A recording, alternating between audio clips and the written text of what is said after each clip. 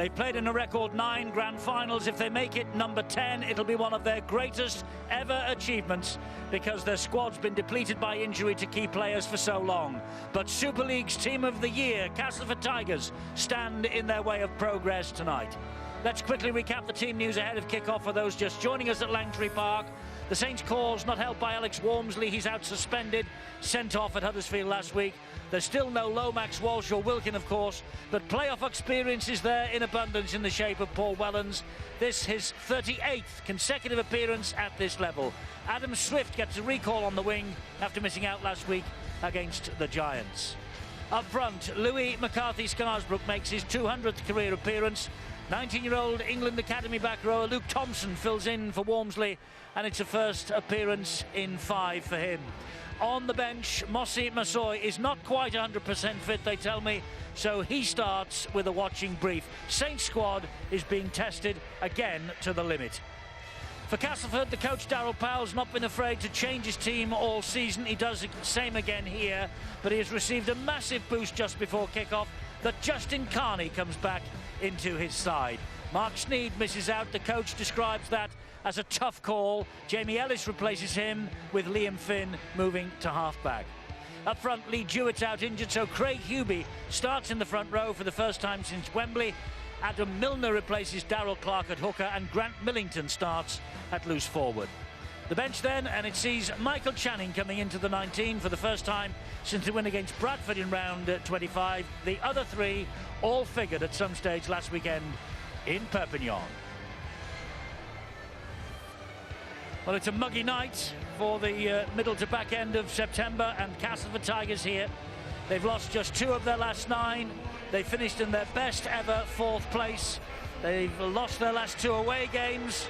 They failed to win any of their last 4 games away from the Menderhose Jungle since winning at Widnes on July the 3rd. But they're in the playoffs for the first time since 2009. It's a special night for them then, and they face the only side to have beaten them both home and away in Super League this year.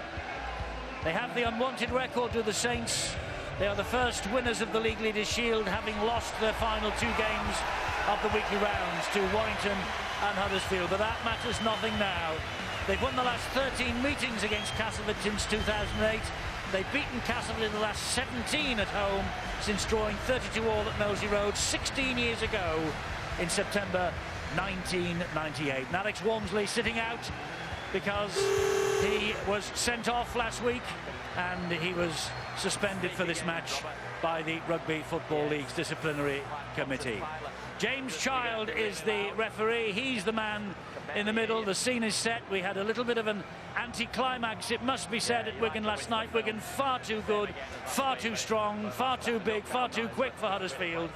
And Castleford, well, they've not been in the playoffs for quite some time. They'll want to give a good account of themselves here. A lot of people fancying that they might just make it. We're just about ready to get this game underway. Which way do you think it'll go, Steve-O? Well, of course, Castleford, their coach Darryl Powell realises no one else to tell them that since their performance at Wembley, we wasn't all that brilliant. They really have not hit the top form. They realise it will not be easy against the St Helens side, who they've watched being presented with that silverware as the league leaders. It all depends on whether the Castleford forwards can muscle up. They failed to do that down in Perpignan against the Catalan Dragons. Can they do it tonight? It won't be easy. Well, it was a warm evening in Perpignan. It was hot and sultry. It is a little humid here tonight. Darryl Powell hoping that his men have recovered sufficiently to play here with the pomp and circumstance that they've shown throughout the course of the season. Yeah, they've had a good season, Eddie, even if they lose tonight. But the biggest problem, the big advantage, should I say, is that Craig Hubie, the prop forward, is there. And I think with this fella Lynch as well, it'll be interesting to see Adam Milner. He'll work very hard when Darrell Powell brings on Darrell Clark from the bench. Not the best kick, though.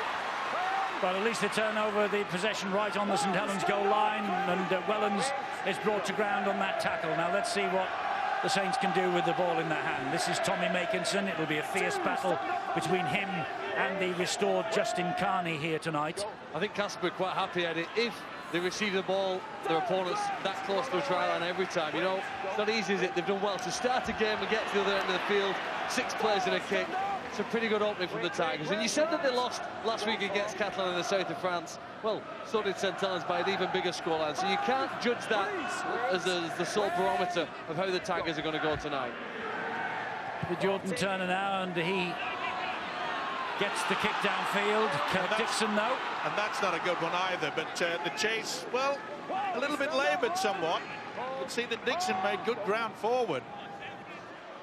Here he is, he's back. Justin Carney doesn't make much progress there, gets to his feet and plays the ball. That was Ellis at dummy half. Lynch with the handoff into the chest of Kyle Moore. Saints defence very quick just outside on the around about 15 metres away from the play the ball area, and that's the reason why his coach Daryl Powell will be happy with the return of Craig Hubie. Yeah. He's so creative. Wonderful offload to Milner. Here is Grant Millington now. Just delayed the pass. Oliver Holmes got a bang in the face as he went through the Saints defensive line. Luke Dawn is the dummy half, and there's Ellis again, and the kick again is turned over with Saints right on their own goal line, so they've got to go 100 metres to score a try. That's what Castleford are saying. If you think you're good enough, you think you're quick enough, we'll have a go. Good hit there from Millington. Saints crowd didn't like it, thought it was a little bit high, and that looked a bit high from Hubie as well. This is going to be a rough and tough game. Kyle Moore again will take the ball forward, but only as far as those 3 defenders. Nathan Brown, the St. Helens coach, has certainly weaved a few changes into his side. I think the thought is that they have an attacking lineup, and they also have then on the other side a defensive lineup for whenever Castleford are in possession of the ball. That's a good kick. That's a much better kick from Jordan Turner. Yeah, it certainly is, and of course a few eyebrows were raised, Eddie, when Mark Flanagan was selected at halfback and Jordan Turner went to the loose forward, but I just get the feeling that it'll be Jordan Turner that'll take the responsibility as playing as a standoff.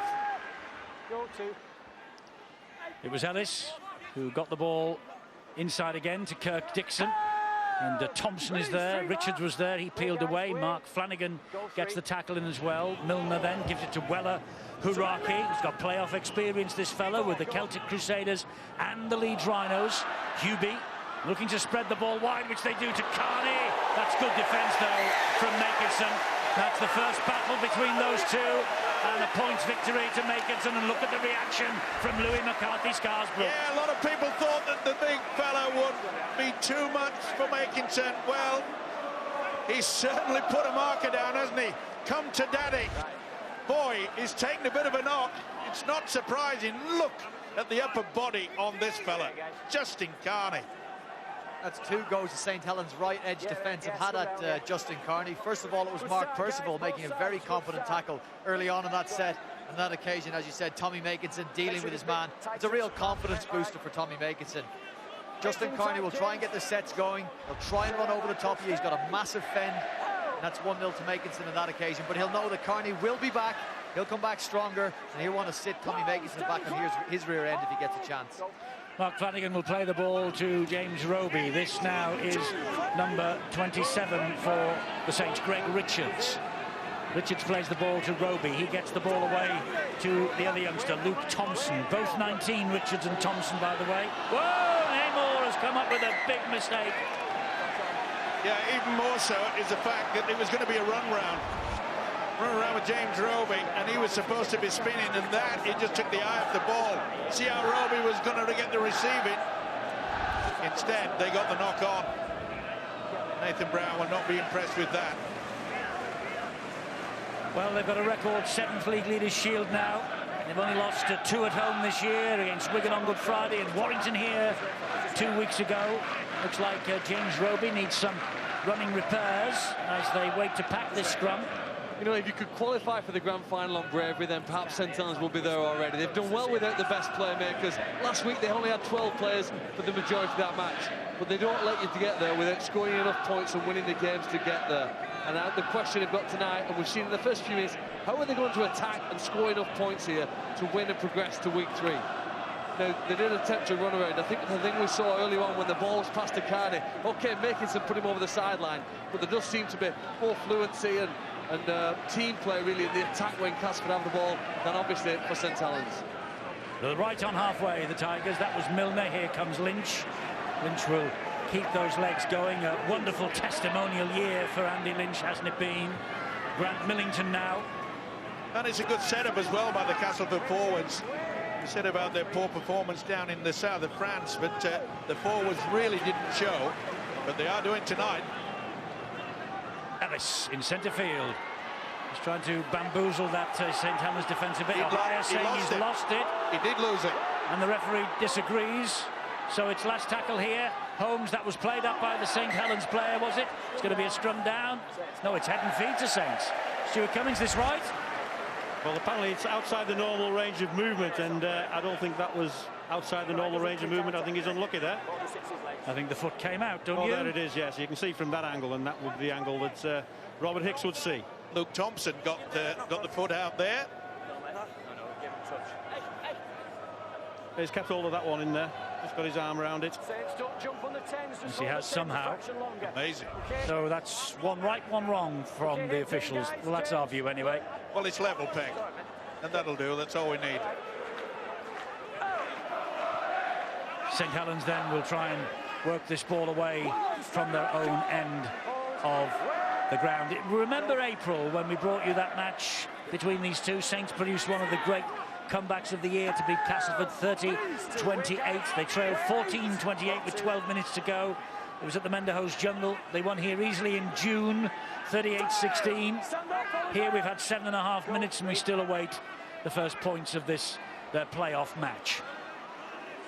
A lot more aggression from the Castleford side. They mean business. And St Helens are realising that there's a problem. That is a beautiful kick. Ooh, now then, this is a decision. Lance O'Hire went for the corner. Is it a 40-20? No, the touch judge says no, but the referee wants the video refs just to have a check of this. Certainly kicks it from inside. But how can the and video that's all referee... they can look for, isn't it, Stuart? They can't look for the sideline, can they? No, they can look at the sideline now. James Child is nominated and has said it's short. If the video referee can prove he's wrong, then they'll change it. If not, it'll go with James Child's call. What happens if it goes right over the angle? It'll go with the referee's call. Unless the video referee can decide conclusively, it'll go with the referee's call. I think that's short. You can't tell because I think it's short. You can't tell because of the angles anyway. Boy, that is close. You can see the shadow. The shadow goes over it. But the lights are from this angle, so the shadow. I'm on your side, Phil. Don't worry. Don't panic. Okay. Castleford get the head and feet at the scrum. They've got the right decision in the end. Now the big thing is, can Saints keep them down? Because I've been so impressed with the Castleford forwards, especially Lynch and Hubie. They're getting a lot of work. They're working overtime. Still Castleford in possession with Milner. And that's good play by the hooker. Just caught St Helens a little bit slow there, getting first and second markers set up. This is a danger man.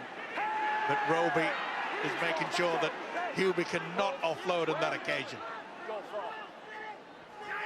Ellis now for Castleford, employing a little bit of pace, but only as far as McCarthy, Scarsbrook and Lance O'Hire. Referee holds the arm aloft. This is the last. Liam Finn with a fresh hairstyle or no hairstyle for the playoffs. And offside. Was it offside against Castleford inside the 10? Yeah. There's quite a few people in front of the kicker, and as soon as they encroach the 10 metres, it has to be a penalty.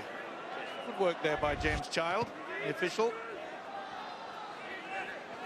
And quite a relief for St Helens. They're finding it pretty difficult. Stuart, a few people might be finding it confusing. You can look at the ball going over the sideline from the angle, but you can't go for a forward pass, bearing in mind the angles of the cameras. No, and I think what has been proven in the past is, again, depending on the angle of the camera, sometimes you can see clearly which side of the line it's gone, sometimes you can't. And that's why the referee is making a live call rather than just asking the video referee for the final decision. If the video referee can prove them wrong, then they will change the decision.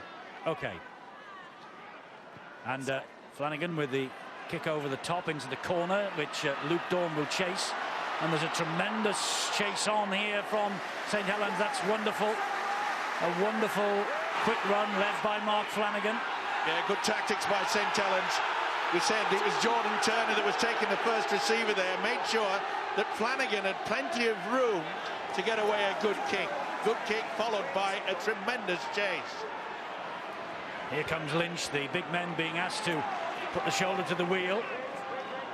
That's 4 tackles gone, though. They're still deep inside their own half of the field. Webster trying to move the ball upstream a little bit more now, wearing the head guard, of course, tonight after that horrendous cut head he suffered in Perpignan last Saturday. And that's good positioning by Adam Swift. Tremendous by the young winger. Gets only as far as Milner and Hubie, though. Wellens, the dummy half. 2006 Man of Steel. 17 tries down the years against the Castleford Tigers, Paul Wellens. Well, we're nearly 11 minutes into it, and we have yet to see a run from the dummy half from the man. And I say refer to James Roby. He's been quite happy to just keep farming it out. McCarthy Scarsbrook goes down into the tackle from Holmes and Ellis. O'Hare, and there was the run around this time. It came off for them. This is Mark Percival. Last tackle we have arrived at, and Roby will give it to O'Hare. Now then, off the right boot, but straight at Kirk Dixon. A kindly bounce. Good position, though, wasn't it, by Kirk Dixon? Anticipated that. I've noticed in the battle, we talk about battles against, hopefully, Darrell Clark will get out there and against James Roby. But Mark Percival against Michael Shenton, they've been chuttering to each other. They've been pushing, they've been shoving. It's a real spiteful contest with those two tonight. Dawn to Webster in centre field. Richards and Thompson in there very quickly, along with Mark Flanagan. Here comes Andy Lynch. He gets the ball away and he finds Michael Shenton. Does Ellis. Shenton goes down, though, on the last tackle. The Castleford kick from Ellis goes high. Underneath it, Wellens.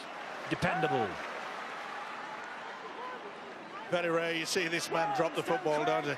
A little touch too high, but again, tactics from the Tigers, pretty impressive. Solid hard work in the forwards. Good kick and chase. Taken well by Wellens in the end. There were hints in Perpignan that Castleford were a little fatigued. They were a little bit flat.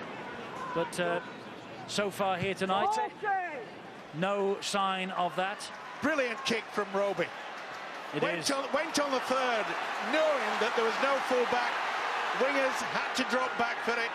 And instead of having to put all that big effort in with the forwards to get downfield, that is brilliant tactics. We've had the ball in play for a long time now, Eddie. This is where you'd expect a mistake, or a mistake that leads to a penalty. Who's going to crack first? Castleford having to bring the ball off from near their line after that brilliant, as Steve referred to, James Roby kick. This is about who's going to crack, who's going to stay in what's known, I suppose, across the rugby league world as the arm wrestle. You're in it right now. Helens make the first change of the night. Willie Manu's on for Greg Richards. And this is Andy Lynch, who gives it to Finn, who gives it width and finds Wella Huraki. And Huraki takes it to the defensive line, and Gary Wheeler. That surprised me. He had Webster outside. Looks as though he had a slight gap to get through. Kick from Finn isn't a bad one. Turns Makinson around. But the chase isn't as hot as it was for St Helens a few minutes ago. Knows Darrell Powell just how important this playoff is for his club tonight. They win here and they go forward a fortnight. They have next week off, which would be manna from heaven for them, because like Leeds, they played in every single game that they could have done so far this year. That could have been a flop. Should have been, actually. And Darrell Powell, by the way, this is his 300th game as a first-team coach. Player coach at Keighley, then on to Featherstone, now here at Castleford. They've turned the ball over, though, the Saints. Yeah, Roby tried a little kick on that blind side, just ricocheted away, and they've got away with it. So McCarthy Scarsbrook is quick. Is he that quick? Because he flew out of the line then. Millington. And you can see quite clearly that the Saints defence, getting out of the trap very, very quickly indeed. And it's difficult for Castleford to put more than one or two passes together. Ewan Lynch hangs on to that. He had to stretch for it as well. Oh, that's a turnover to Willie Manu. And here goes Manu now, and he gets the offload away. Oh, and they're lucky to get away with that. Ellis just didn't quite respond quickly enough, but Roby did. Well, a little bit of panic on both sides, but it just shows you the effect that man, James Roby, on the St. Helens side. Give him half a chance, and he said it's mine. Well, the Tigers ran out of patience, didn't they, Eddie? I think St. Helens are prepared to stay tight. They'll be happy if it went to 75 minutes at this score. But what Castleford felt they had to play, they had to offload, and in the end, they did turn over possession. This is Jordan Turner. He gets the ball away. Why on earth did he try to offload there? I cannot believe it. He could see quite clearly that there was a man there, a Castleford player. Still the ball is in play, Steve-O. The referee has not yet blown his whistle. We've had about 5 minutes of this, Eddie. If you're a player here, you're desperately trying to suck oxygen into your lungs. You want to hang on to the ball. You do not want to be defending as this gets longer and longer without a break. Craig Hubie. Oh, he offloads now. They get away with that. They're fortunate. They are fortunate to get away with that. Milner dropped on it quickly before McCarthy Scarsbrook could. Well, everything up to now has been steady, good quality, solid rugby league football, and in the last 2 or 3 minutes, both sides have gone crazy. That was wonderful positional play from Wellens, though. He positioned himself perfectly for the kick downfield from Ellis. Knew it was coming. Interesting to see how many times St. Helens is doing this run around. That's better from Roby. That'll test the second marker. 3 tackles gone. Manu will take it forward, gets to within 32 metres of the Castleford line. Manu looks very, very interested, doesn't he? He means some business tonight. Ball on the inside from Turner, finds Amor. Last tackle coming up here for the Saints. Roby then gives it to Ohio, who hoists the ball high, looking for Tommy Makinson off the head of Makinson and out. And it's the turnover, says the referee. Not a bad kick onto the side. Makinson saying that he never touched it. I think you'll see that he did. Oh, it came off the head, actually, of the Castleford man. Well, I think it went down the arm of Makinson first. It's 17 minutes, isn't it, before the first attacking kick, because both sides have controlled the ball well. They've not allowed their opponents too many chances near their own try line. And then there is a break here, isn't it, while the referee just momentarily stops this. I think they're going to have they're having a look, because Robert Hicks actually called that came off the Castleford player, and the video referee's jumped in and just waiting for a replay to see if he can get the correct decision. He just wants to check it out. It comes off, I think it's off Carney's head or shoulder. It goes backwards though, but I suppose that was played at actually by Carney, wasn't it? Well, absolutely. He's put himself in the position to catch the ball. If it hits his head, he's still playing at the ball. I think it's come off Makinson's arm. I think the referee's given head and feet to St. Helens here. Yes. Well, I think he might have got it wrong. Well, it was the video referee. Video referee's had 2 looks. He's had 2 looks and he's seen enough evidence to overrule the referee. Well, this is the chance that, in a way, St. Helens have been waiting on, working for 17.5 minutes to get 10 metres or so from their opponent's try line and somehow have a big player to crash over. There's 6 players here now in which to do it. Oof, and almost a fumble by Luke Thompson, but he held on, the youngster. They're right underneath the sticks, 8 metres away. Roby gets it to Turner. Turner then to Ohio. That's a big hit by Michael Shenton. Captain's not there. They've still got 4. He thought it was over. They've still got 4 and they won't survive. A dart from dummy half by James Roby. And Roby comes up with the goods for Saints. Well, Castleford will say forever it was a contentious decision to give Saints head and feet at the scrum, but I do think video referee and James Child got it spot on, and in the end, 3 tackles later, Roby over for the first score of the night. Well, this is a contentious issue. I really think that touch by Makinson, either way, they will not be complaining. Castleford will. And who else throws the dummy? They were caught out absolutely cold there, Castleford. That's his only 3rd run from dummy half, but how important could that be? He gets the first TRY and sends the fans here Well, that proves conclusively it was off the head of Justin Carney, and he was making a play for the ball. He was contesting the aerial ball off his head, and over it went for the scrum, head and feed to St Helens. The rest is history. Yep, it's chalked up on the scoreboard, and surely the extra 2 points will be added. Well, Castleford have been great this season most of the times, but that's probably the weakest and worst try I think they've conceded. It's as if they've never seen James Roby play before in their life. Well, you ask yourself, what's Grant Millington thinking? He's worrying about a threat that doesn't really exist out wide, out to his right. He needs to focus on James Roby, the immediate threat in front of him. He was too worried and concerned about people and attackers outside him. Well, Mark Percival has added the extras, and St Helens lead by 6 points to 0. Just a note on Mark Percival, who's in the shot there, Eddie. He's been doing goal-kicking practice. We heard with Luke Walsh, who's been injured. You see this now. I'll pick up that point in a second.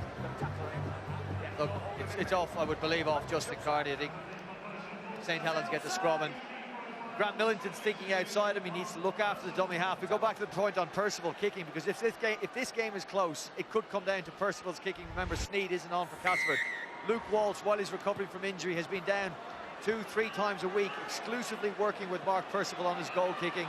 St Helens as a club feel it's been a brilliant benefit, huge benefit, to both the club and to Mark Percival individually.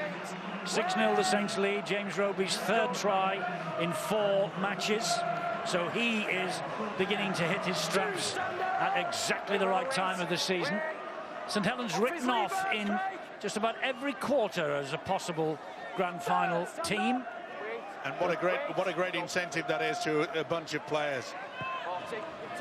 That's a good kick too from Jordan Turner. He's gone for a 40-20, but the bounce is unkind to him, kind to Carney. Look at the chase. Yeah, tremendous, and what a big hit.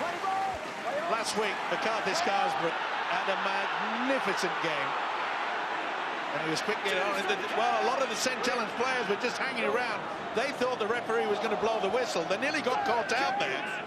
Justin Carney doesn't have to make yards, Eddie, to win the play of the ball. He's left 2 players on the ground, and that's been enough to get St Helens on the front foot on this occasion. 2 big forwards he ran at, boom, skittled them. Next play is in favour of the Castleford Tigers. A couple of changes by Darryl Powell, Massey and Clark there. They play the ball. Finn with the kick. Well claimed by Adam Swift. Again, though, very close to his own line. But Swift is elusive, and he is quick. But QB saw to that. It's a great skill to remain patient and controlled and continue to do what you've expected to do in training. Just look at the ground that Castleford made, far more. But St Helens, they've made just over 100 tackles and missed just 1. That's a brilliant defensive quarter to start the playoffs for them. Here's the try scorer, and he gets the ball away to Willie Manu. Yeah, you talk about the only missed tackle, Phil, but it was crucial. It was when James Roby got through as well. Sia Soliola will take it forward now. Looking to end his St Helens career on a high with a trip to Old Trafford on October the 11th. And that's Gary Wheeler. It's a measured kick. Great kick as well. The tactics from Saints, quite superb. Very eager as the chase, isn't it?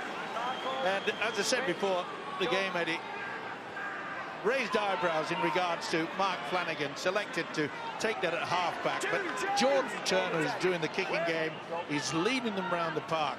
He's having a great game, is Turner. It's not just Turner, Steve. I'm looking at the figures here. They've had 5 different kickers, St Helens. If you're a defensive side, it's very hard to know who's going to get the ball and kick it. It's good from St Helens that they got so many options in that department. UB gets the ball away short to Oliver Holmes. A couple of men waiting for the pass out wide, Shenton and Carney, and Ellis was waiting too. It comes to Ellis now. Ellis with the kick down the line. Wellens is underneath this. There's some hang time on it. Well, Justin Carney then was run off that particular challenge.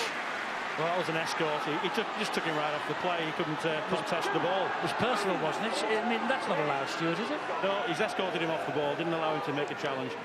Touchage on this side, should have picked that up. There we go. He's been pushed out of the way, Carney, by Mark Percival. But I always thought that if you're running in the same direction, you can utilise the shoulder. That looked like a shoulder-shoulder. Well, he's not running in the same direction. He changes his direction to running off the ball, and that's a slight difference.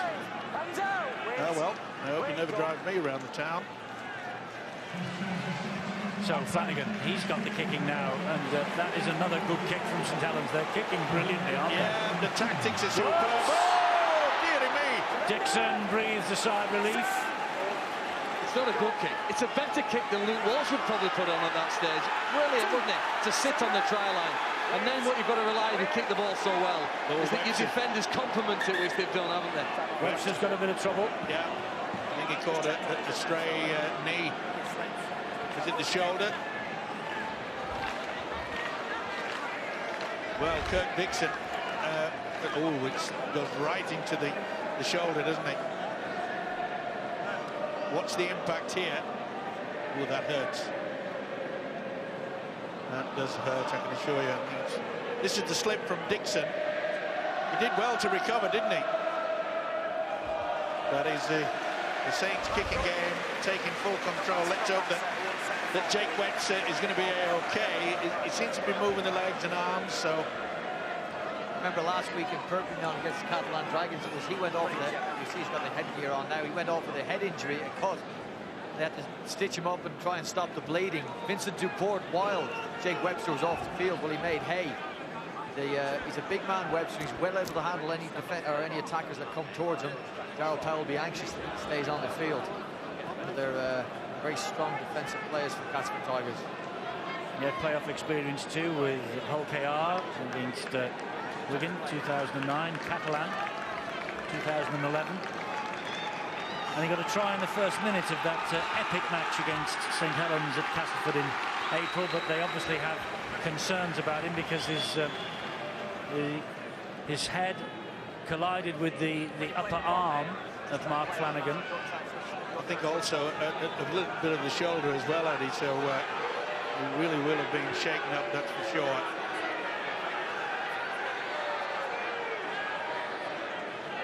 Well, we've seen this many times towards the back end of the season, and rightly so, by the way, that they take the most extreme care with the injured players. The game doesn't matter when it comes down to this. No. Take your time, make sure that everything is done correct, and Phil, you're full aware about it. All the doctors and of course all the trainers, they know that not to move the man, etc. They just leave it to the specialist. Brilliant on-field medical care for people who play rugby league, both at amateur and professional level. And I think everybody who ever played would like to thank the physios and doctors who give up the time and expertise here to help in situations like this. And every player is very grateful for the care they've been provided. You know, what's interesting here is how Castleford used this time while that injury's taken place. Have they stood on their own and just dreamt of their own thoughts, or have they tried to get together and work out what they need to do better to get firstly upfield and back into the scoring zone and score game of itself? Well, I think you got the message that the trainer there was talking and just saying, look, let's take it nice and steady, don't do silly passes near our own line. Let's hope we can get through the set of 6, good kick and chase. Not going to be easy though, that the way the Saints defence is moving in. Yes, they're moving up very quickly, aren't they? Look at Massoy and Manu there. Harold Clark was the dummy half, gets it away to Lynch, and St Helens looking to keep the Tigers pegged back inside their own quarter. They've done that. This is the last tackle. Have they realised? Yes, they do. Warrington Widnes tomorrow, 2:30, Sky Sports 3, followed by Leeds Catalan. There's a second chance for the losers here. There's no second chances tomorrow. It'll be holiday time for the losers of those 2 matches. Makinson to Percival. Playoff debut for Mark Percival, only 20 years of age. Mossy Massoy. Well, there's a doubt about his injury, about going into this game, but certainly put it to... Oh, that was a forward pass. He didn't realise that he thought he was going to just be the dummy runner. Roby will have another scamper at them, and Roby gets his second try. James Roby, the difference between the 2 sides. We knew it would be the king against the prince here tonight with Roby against Clark. Clark is now on the field, Darryl Clark that is, of Castleford, and up against James Roby, and Roby winning that particular personal battle on points at the moment. That's his second try of the night, and St Helens poised to enter a 12-point advantage here. Well, this is a forward pass for mine. He thought it was just going to be Soliola was going to be the dummy runner. He did well to hang on to it, but Turner's offload. But you can't afford to do this. It wasn't the best, was it? I think it was Nathan Massey that missed him. Well, deep inside his mind, James Roby, 2 tries. And he'll be saying to himself, Steve McNamara, I hope you're watching. Steve McNamara won't have to be watching this game to know what he's going to get from James Roby. 65 tackles on 184 metres against the Huddersfield Giants last week. He was simply phenomenal. He started this one now with 2 tries and 25 tackles already as we hit the 25-minute mark in this. He is a special, special player. Probably don't talk about it enough, Phil, because we almost get sick of saying his name. Well, what's interesting, we spoke before the game about how St Helens would attack in this game. They've scored 12 points and not made a single pass. If you get close enough to the try line, James Roby and the other big players can probably crash over. What they've had to do is work extra hard with chasing the kicks and buying the field position to give themselves a chance to score points. Percival has added the extras. St Helens are leading by 12 points to 0. This all came about from the Castleford Tigers' inability to construct a play on the last tackle. If you remember, the ball was shipped back to Luke Dorn. He put an under-pressure kick out that St Helens were able to return and immediately start attacking the Castleford line.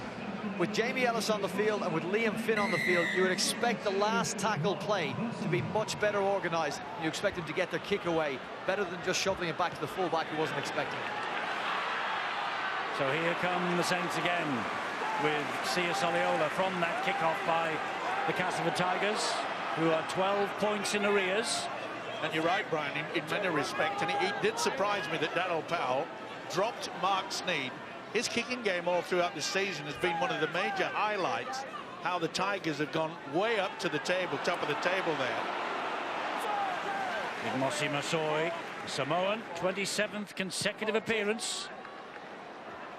The kick, though, not good. Straight into the arms of Dawn. He gives it to Carney. Woof! Nearly lifted Lancer higher off his feet.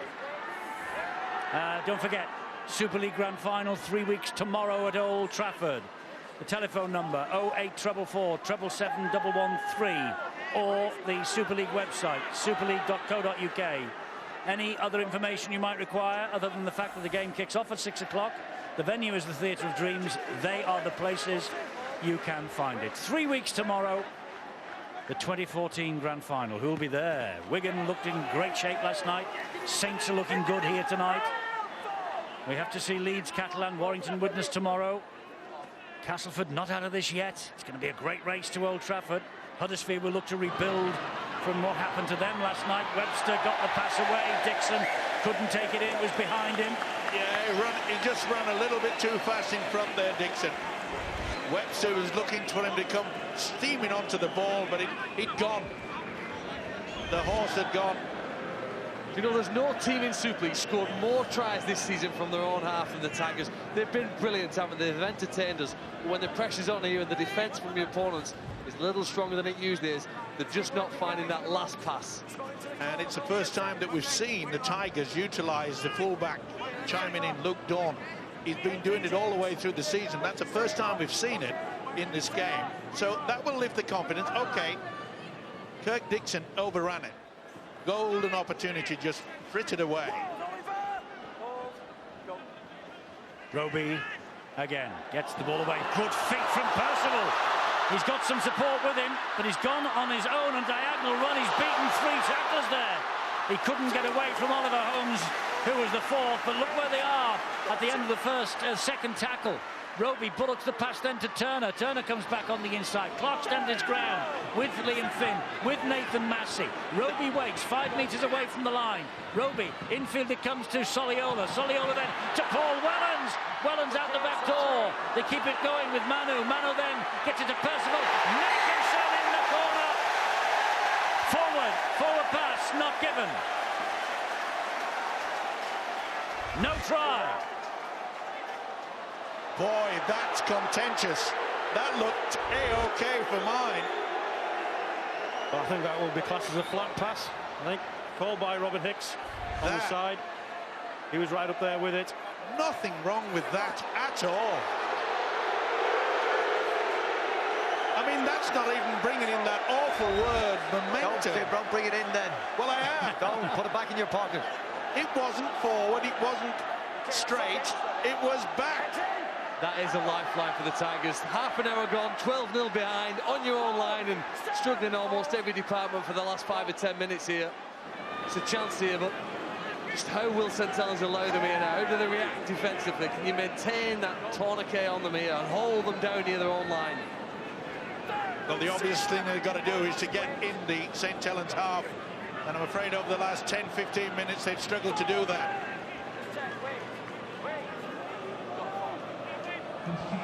Clark gets the ball to Wielden. They've reached the last tackle of the Tigers, 35 metres made. And a big hump downfield from Jamie Ellis.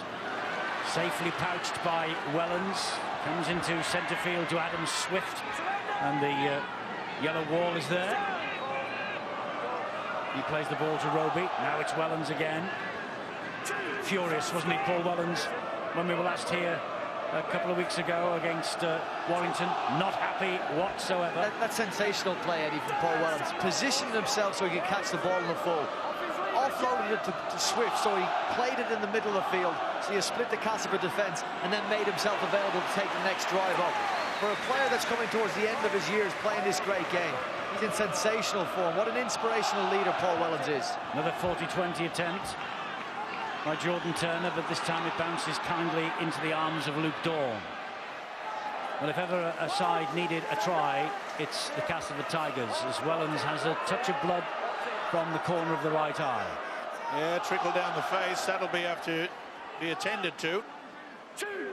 Well, the benefit of playing in big games is sometimes you learn from experience. There's a test now. Castleford played at Wembley, were in a similar situation and did not go on to win the game. Now, have any of them learnt enough from that experience down in London to get them out of the hole they're in currently? Well, there was that match at Wembley where they were found a bit wanting, and Darrell, I think, knows that they were found just a bit wanting and a bit fatigued last week with another pressure game against the Catalan Dragons when the league leader's shield was on the line. And here in the first week in the playoffs, things are not quite going according to plan again. Now, let's see what the reaction was from the coaches when the try was over in the corner. Disallowed. Oh, Kieran Cunningham can't believe it. I don't think Nathan Brown can either. And they'll join the club. Well, it wouldn't be Super League and it wouldn't be the playoffs if we didn't have something to talk about. Too true. And you know one thing, Jamie Ellis, you could see the look on his face. He wanted that ball to just go this side of the corner flag so that they could put the scrum down rather than allow St Helens to tap. And that's a good tackle by Wielden. It had to be because James Roby is on fire. Lancer higher with a kick, not the best. No, straight into Luke Dawn's arms. He gets as far as Willie Manu before he's stopped dead in his tracks. Ellis is the man in at dummy half. Here comes Carney again. Well, he's making his presence felt, Justin Carney, but he's not making any progress, is he? At the moment. Not many of the Castleford players, Eddie, are doing that at all because they're all over the shop at St Helens. They really are working as a unit, going up in one. Bang. They're forcing the Tigers into one-out football. That's Nathan Massey. Here's Darrell Clark. Clark is stopped by Flanagan. He's lost the ball. Did it go backwards? Yeah. Yes, it did. I think he's lucky to get away with that. I think that might have bounced off a St Helens shoulder. Never mind. Oliver Holmes, Castleford will say we deserve a bit of luck. Well, they had it just a few minutes ago with the forward pass that never was. And they've got a little bit more there. Yeah, that's better by Ellis. He realised that he tried to get into touch the previous kick, but he realises they need time to settle down the Tigers. I'm not sure I agree with you, and I can tell you one thing for certain, Steve-O. Michael Shenton doesn't agree with you. His reaction after Jamie Ellis kicked that ball, he flung his arms into the air and questioned Jamie Ellis, what on earth are you doing? We're 12 points down, there's 6 minutes on the clock. We've got to be attacking St Helens when we have the ball. Certainly went straight to his halfback and asked him, well, told him in no uncertain terms, that's not the right option. Michael Shenton had a two-season spell here at St Helens, 2011-2013. A try in the 2011 Grand Final against Leeds. He was injured. He left the field. Saints lost the match. They were leading when he exited the stage. Michael Shenton. Well, I got the impression that Saints were trying to just kid the opposition and get the penalty. Referee's admitting to a slight mistake there, Stuart. That's right, he's saying he called out too early. The Saints trap at the back caught the referee out as well. They were trying for the penalty, and it confused everybody, especially the man with the whistle. Well, 5 minutes to half-time. Do Castleford have anything left in the locker in those 5 minutes? Because they're trailing here by 12 points to 0. Could easily have been worse had that forward pass not been called, of course. Yeah, and it's still not beyond them. We've seen some good quality play from the Tigers this year. The ball is lost backwards. Wellens is the first to pick it up, belying his 34 years. Paul Wellens coming round here tonight like an 18-year-old. And Turner saw there was no one at home down that left-hand side of Saints, right-hand defence of Castleford. Dixon picks it up. Look at the chase. It's so effervescent from St Helens. And that is the one thing that Nathan Brown will be praising his team at the half-time break. Just keep that tactic up. Kick and chase. As Jack Gibson once said to Peter Sterling, where do you want me to kick it? He says, kick to the pigeons. There's no one around the pigeons and the seagulls. Penalty to Castleford. Ironic cheers from the Castleford Tigers supporters behind the posts away to our right. They better be right, messing around. No doubt about it, Manu. There they are, the Castleford fans. They've had a great season, haven't they? Just? Yeah. It would be a shame if it all came to naught. I was thinking about that today, Eddie, about this great season they've had. No doubt, it's the biggest ever jump year on year, 12th to 4th. But nobody will remember a 4th place Castleford Tigers side. They got to the Challenge Cup final, they lost. They had a chance to win the League Leaders' Shield, they lost. This side is good enough to go to Old Trafford. They haven't shown it in recent games, they're not showing it now. But if they finish the season, they will not be remembered as the team that finished 4th. No, you're right. And they probably won't even be remembered as a team that lost at Wembley either. You don't remember teams that come second in big matches. The only problem is the players do, Eddie. But you've got to admire the way that the fans have turned up. Oh, good opportunity there, just couldn't get the ball away. Yeah, Liam Finn. Now then, Darrell Clark, first chance he's had to run. He gets the ball away to Ellis. He hangs on under the pressure from Willie Manu. He wants to get up and play the ball quickly. Sia Soliola seeing to it that he won't. Clark to Liam Finn. Finn just drops the ball into the in-goal area. And Mark Percival just side-foots the ball over the dead ball line. There'll be no hurry to take this, Saints, this goal line dropout. Yeah, it was a good little dink through, wasn't it, by Liam Finn? But Percival said, we're not messing around. Watch this. Bang. Nearly took the head off the cameraman here, the photographer. He had to move quickly to get out of the way. Tell you what, it'd be a good shot. Mossy Masoi, not quite 100% coming into the match, still needs some more treatment on the field. Yeah, collision with the hooker, James Roby. Clash of heads there. Masoi coming up worst. In situations like this goal line dropout, Castleford this year put some amazing players on, scored some great tries. As you see, accidental head collision with his teammate.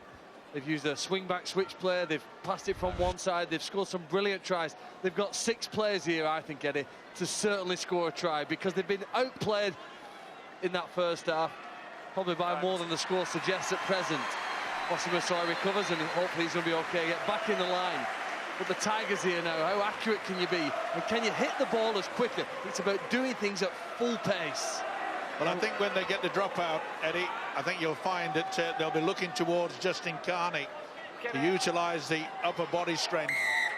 Maybe 2 drives down the middle of the park and then bring the big fella through. Wielden takes it forward on the first tackle, goes to ground. Just one little sideshow that we've got going on here tonight. James Roby on 2 tries, by the way. He has never scored a hat-trick in his St Helens career before. What a night it would be for him to register 3 tries here. Good tackle there by Lanta Haya. They've been pinpointing him. He lurks out on that left-hand side in defence. Now then, we'll be looking for the big fella Carney out here on that left wing. Well, he's lined up and they've looked this way, and here they come. But Ellis takes the responsibility on himself, goes down on the last. Wants a quick play of the ball, finds Shenton with that. Massey, Finn. floats the kick out wide, looking for Dixon. Too long. Too long. Idea was good, just a little bit too strong, wasn't it? And I think you could find that Adam Swift was quite comfortable with the fact that it was going to be a touch too far. I'll tell you what, Dixon tried his damnedest to flick that ball back in field of play. It's an amazing effort. Just couldn't get it in time. What are they looking at here, Stuart? Because he's asked the video referees to check. Yeah, James Charles ruled a 20-metre restart, and the just asked him to check it. Wasn't sure which side of the flag it went. So they've had a look. I don't think it's conclusive one way or the other which side it goes. So they've gone with a 20-metre restart as called by James Charles. Had it gone out in the field of play, it would have been a scrum. Would have been a scrum, yeah. Roby with another scamper from dummy half as we approach the final minute of this first half, which St Helens lead by 12 points to 0. Manu tries to go in between Oliver Holmes. That was high from Oliver Holmes. Yeah, silly penalty to give away with just less than a minute to go to half-time. And Jordan's kicked the ball very, very quickly. Silly play by Holmes. Now then, will they get one drive, maybe two drives, then kick to the corner? But who knows if you get anywhere near that line. James Roby may be looking for his first ever hat-trick for St Helens colours. Or maybe with half a minute remaining at 12-0, they might be just thinking about a possible drop goal. Because Roby is taking it up the middle. And they're 15 metres away. Now Jordan Turner has dropped back. It looks like it. And Lancer Hyatt is back as well. It's come back to Turner. It is a drop goal attempt. And I think he's kicked it. Yep. Yes, he has. 13-0. That could be so important at the end of the day, that 1 point from Jordan Turner. Well picked out, Eddie. Well, I've been alongside you for too many years, maybe. First drop goal of his career for Jordan Turner. And how important might that be at the end of this qualifying playoff? Remember, the losers, like last night, they do survive. They'll come back next week and try again. The winners will go forward to a week after next. And what's more, the winners will be in the other half of the draw from the Wigan Warriors. 13-0 Saints.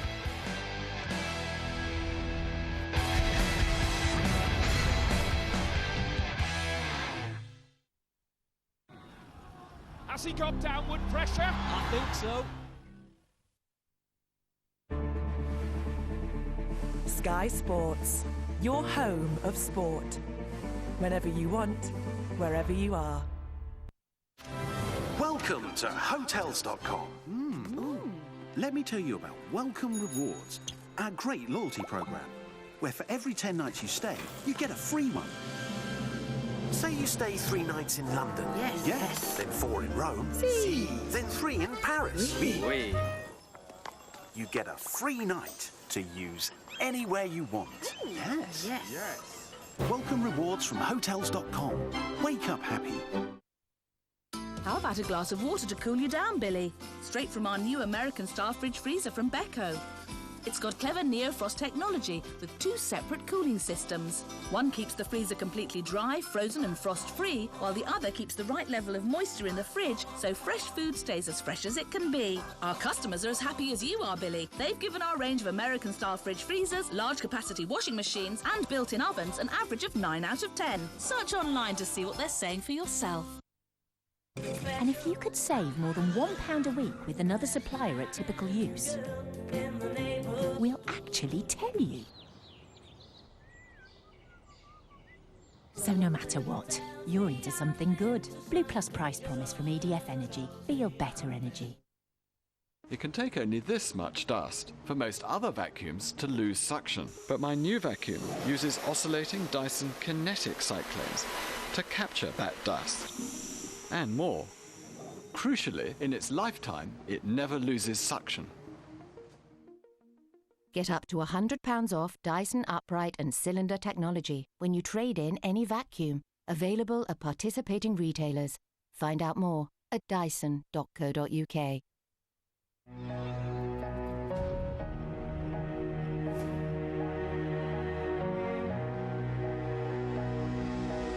We're living in turbulent and testing times. The world is standing on a razor's edge. We're our own worst enemy if we walk the path that's worn thin. Dare to find an alternative that makes our hearts beat that little bit harder. Then together we'll make great strides for the good of all. This is not about surrendering to convention. This is learning to succeed. This is the Montfort University, Leicester. At GoDaddy, we live and breathe customer service. 24 hours a day, 7 days a week. 365 days a year. We can help secure a domain name for your small business or big idea. Build beautiful websites and so much more. Plus, you get award-winning customer service. With every product we offer. That's the GoDaddy way. Call us today and experience great GoDaddy customer service for yourself. Get your domain name and website at GoDaddy.com. Get your .com or .net at GoDaddy. Has he got downward pressure? I think so.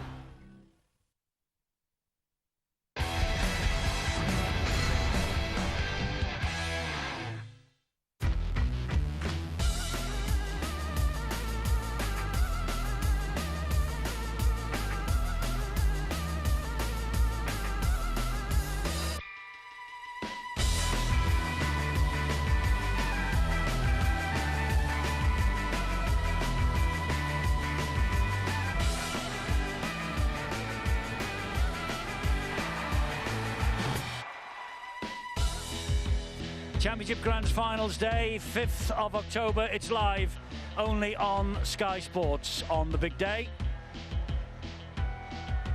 Start off on Sky Sports 3, then the big one switches across to Sky Sports 1.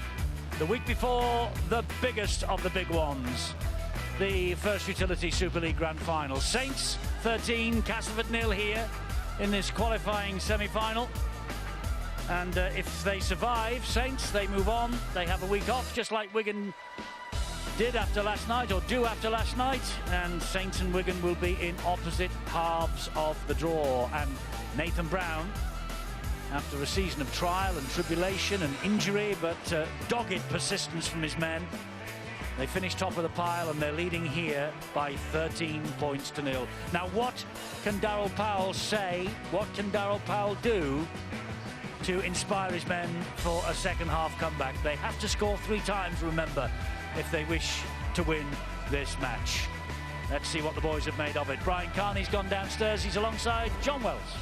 Yes, thanks very much, Eddie. Nathan Brown looking very comfortable in that dressing room at half-time. Darryl Powell with a lot to do. Only 13 points behind, but his side are not playing well. Why are they 13 points behind? Well, 2 James Roby tries has put St Helens in the ascendancy, John. The first of those was preceded by a couple of very interesting battles in attack and defence between individual players at St Helens and at Castleford. Yeah, I thought set for set for the first 15 minutes, fairly even competition. You could just start to see St Helens wearing down the Castleford Tigers. This was the contentious, or the contentious, not the conscientious, contentious issue.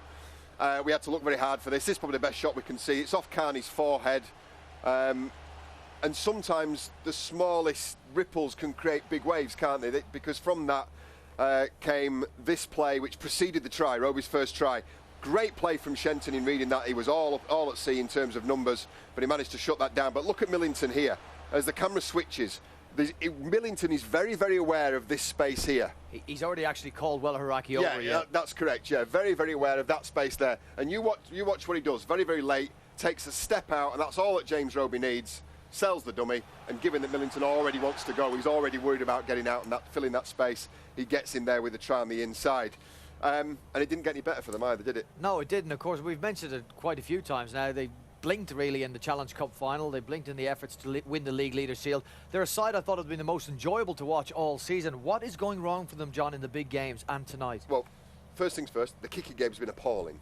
The kicking game from Castleford Tigers has been the worst I've seen for many, many weeks, and that's putting them under all kinds of pressure without the ball. I've picked out, for me, some lapses in concentration or some poor decision-making that have been made. Now, bear in mind, we're being ultra-critical now. We're now in the playoff stages of the Super League. So, it is very important. It's vitally important that we don't make these mistakes as a team. There's Craig Hubie, switches off for half a second, and again, with somebody as good as James Roby, Now, this is where it counts. That's the position there where Hubie, if he'd have been on the ball, would have perhaps had a chance at taking a legs tackle. As he hasn't, it leaves the way free. Once he ducks under Nathan Massey, a couple of quick steps, and he's been the difference between the two sides, because the thing to bear in mind is that, you know, the 13-0 half-time's not insurmountable. Again, last tackle, this was kicked straight into touch by Ellis. Very negative play by me when you consider, you know, what was available for him in these areas of the field. Maybe challenging out wide. They had a kicker in Finn, who I think could have been more dominant just there at first receiver. He went for none of those. If scores were reversed, you could understand this play. Well, exactly. And given they've had so little amount of time in this area of the field, having a go at St Helens try line, then, you know, it does baffle me as to why they did that. And again, this is probably the plus. This is what they can do. This is the smart decision making. This is Ellis. And what Finn's able to do off the back of that. Finn's going to be getting the ball, first receiver, and he knows they've spent very little time in the Saints' danger area and wants to build a bit of pressure. That's great. But then have a look at this. You've got Ellis here, and he's just having a look and trying to organise his attacking lineup. Have a look at what he does. Because he's not decisive enough, Luke Dawn disappears behind the ruck. Jamie Ellis ends up taking it himself, and then there's no last receiver. There's no first receiver for a kick, so it goes to Nathan Massey on the last. It has to be shipped out to Finn, and it's another wasted opportunity. Yeah, well, it's not knockout tonight, but Castleford Tigers certainly need to improve their performances. They're 13 points behind. They got 40 minutes, Eddie, to rectify that. Yes, they have, and this big crowd, they've turned up here from the four corners of the globe to see this match here tonight, and we're going to out this fellow because he is one of our team. Carl is one of our cameramen who runs up and down the touchline each and every week here on Sky Sports, bringing you the very best pictures of the Super League. He's all over the shop. He's in the tunnel, he's on the sideline, he's in the middle, he's everywhere. Tonight he's taken a day off because he's a massive St Helens supporter. Carl, it's all going according to plan for you, but it's not going according to plan for the Castleford Tigers. They are 13-0 down at half-time, the Tigers, and they have it all to do in the second half.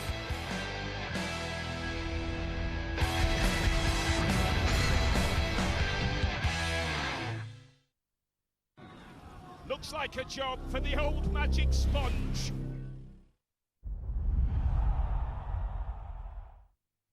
You weren't born to compromise, neither were we. That's why the all-new Jeep Cherokee range has over 70 safety features. It wasn't too long ago that some people were tempted into buying mortgages that weren't really right for them. Sometimes borrowing more than they should. TSB want to help people borrow well. That's why they do their best to help their customers choose a mortgage that suits them at a cost they can afford. And why with a TSB mortgage, millions of people could be thousands of pounds better off.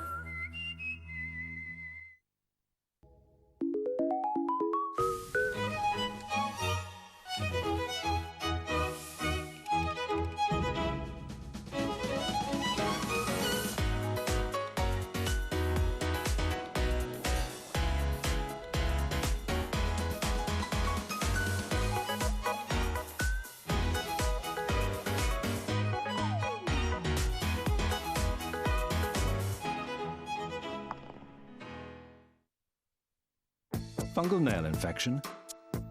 Fight it at the source. Cure-Nail kills fungus for visibly healthy nails. How about a glass of water to cool you down, Billy? Straight from our new American Star Fridge Freezer from Beko. It's got clever near-frost technology with two separate cooling systems. One keeps the freezer completely dry, frozen and frost-free, while the other keeps the right level of moisture in the fridge so fresh food stays as fresh as it can be. Our customers are as happy as you are, Billy. They've given our range of American-style fridge freezers, large-capacity washing machines and built-in ovens an average of 9 out of 10. Search online to see what they're saying for yourself. Don't lift, don't bend. Is there anything I am allowed to do? Yes, go through there and stick your feet up. Know where I'd like to stick them. Ah, come on, Dan. No hug for your favourite little brother. I promise you, zero attraction. Ta-da! Brand new Mount Pleasant. Catch up now on demand.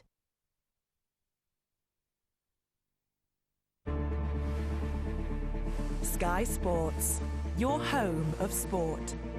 Whenever you want, wherever you are. Looks like a job for the old magic sponge.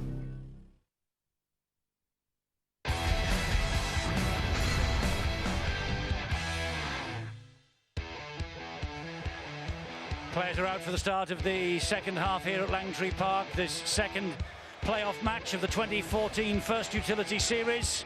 And St Helens are ahead by 13 points to nil as they change ends. And Castleford now with it all to do in this second 40. And Kirk Dixon gets us underway again. What do you think Castleford have to do, Steve-O, to get back into this match, first of all, let alone win it?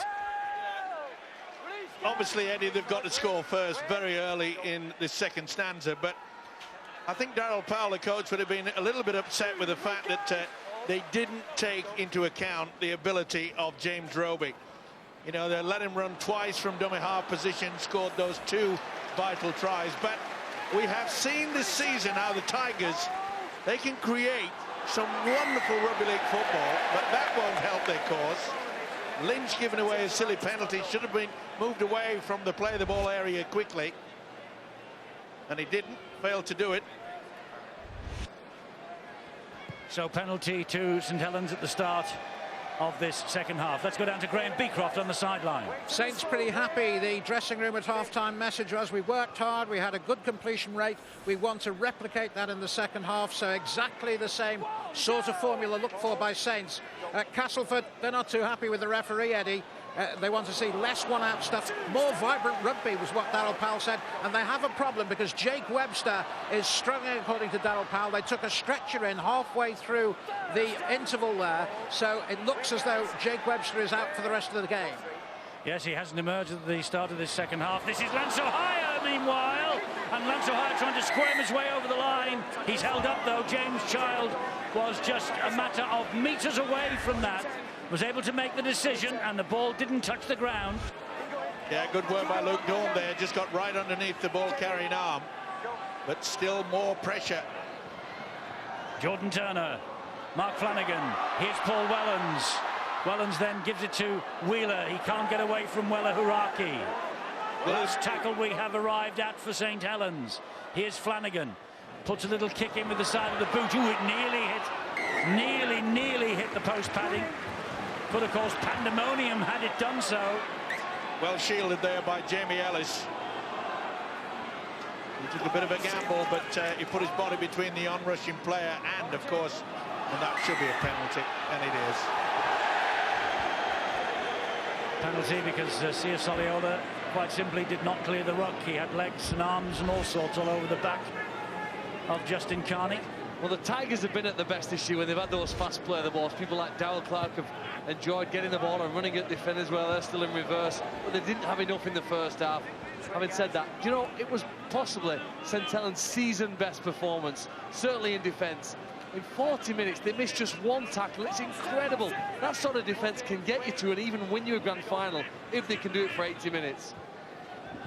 Here goes Lynch, and they don't miss that tackle either, do the Saints. That's the second this set of 6 after the penalty. Clark gets it away to Liam Finn. He pops it up to Wella Huraki. Another good tackle round the ankles. Now, wasn't that a penalty because wasn't he turned and worked on the ground, Wella Huraki?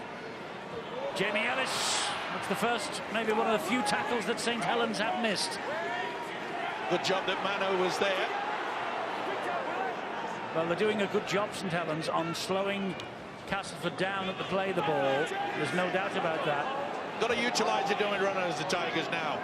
Got to try to confuse this defence. They've gone for the kick. Yes, from Finn, looking for Dixon. Claimed by Swift, and Dixon had hold of the head. Certainly made contact, but not all that much. Just a little brush over the top of the spiky hair. Well, this is the time where Castleford should get excited in defence. Really brave take by Swift, Eddie. He's faced his body up. He's got the ball out in front of him. He gives himself no room for error. Any sort of a juggle, and that's going to go forward and knocked on.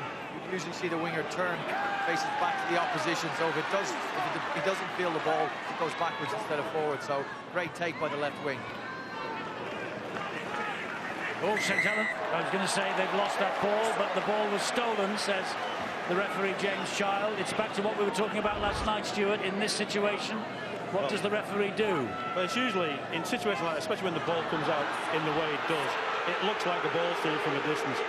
I think if you're looking tight like that and you get that view, you can see he's probably squeezed it out himself.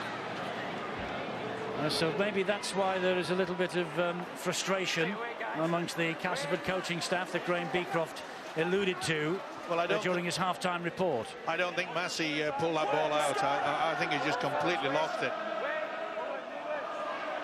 This is Ohio. Willie Manu gets St Helens over the halfway line. Halted by Andy Lynch. Roby and gives it to Soliola. Goes for the run around. Back then it goes to Jordan Turner. He's punched a hole at the middle as Jordan Turner. And Turner will go all the way. A penalty that was disputed by the Castleford Tigers turns into 4. And I would bet the mortgage on it becoming 6. Jordan Turner showing a clean pair of heels to the Castleford defenders. And that could be a crucial try in the playoffs of 2014 for St Helens. That could be the one that confirms them in the playoffs in a fortnight's time on the other half of the draw from the Wigan Warriors. Well, they were very unfortunate, the Tigers, to give away a penalty there. No doubt in my mind that Massey did not reef the ball, but it's something that they did in the first half, that run around involving James Roby. And what about the speed by Turner? Outstanding. It's always good to confuse. Soliola offload, and then Turner, he gets into top gear. Nothing is going to stop him. Terrific try from Jordan Turner on his 200th career appearance, and that now makes it 5 in a row against Castleford in which he has crossed the try line. This is a very important kick, isn't it? Very important kick here, Eddie. 17 gives Castleford a chance. If this goes over... Yes, they go then to 18. It's 4 scores they need.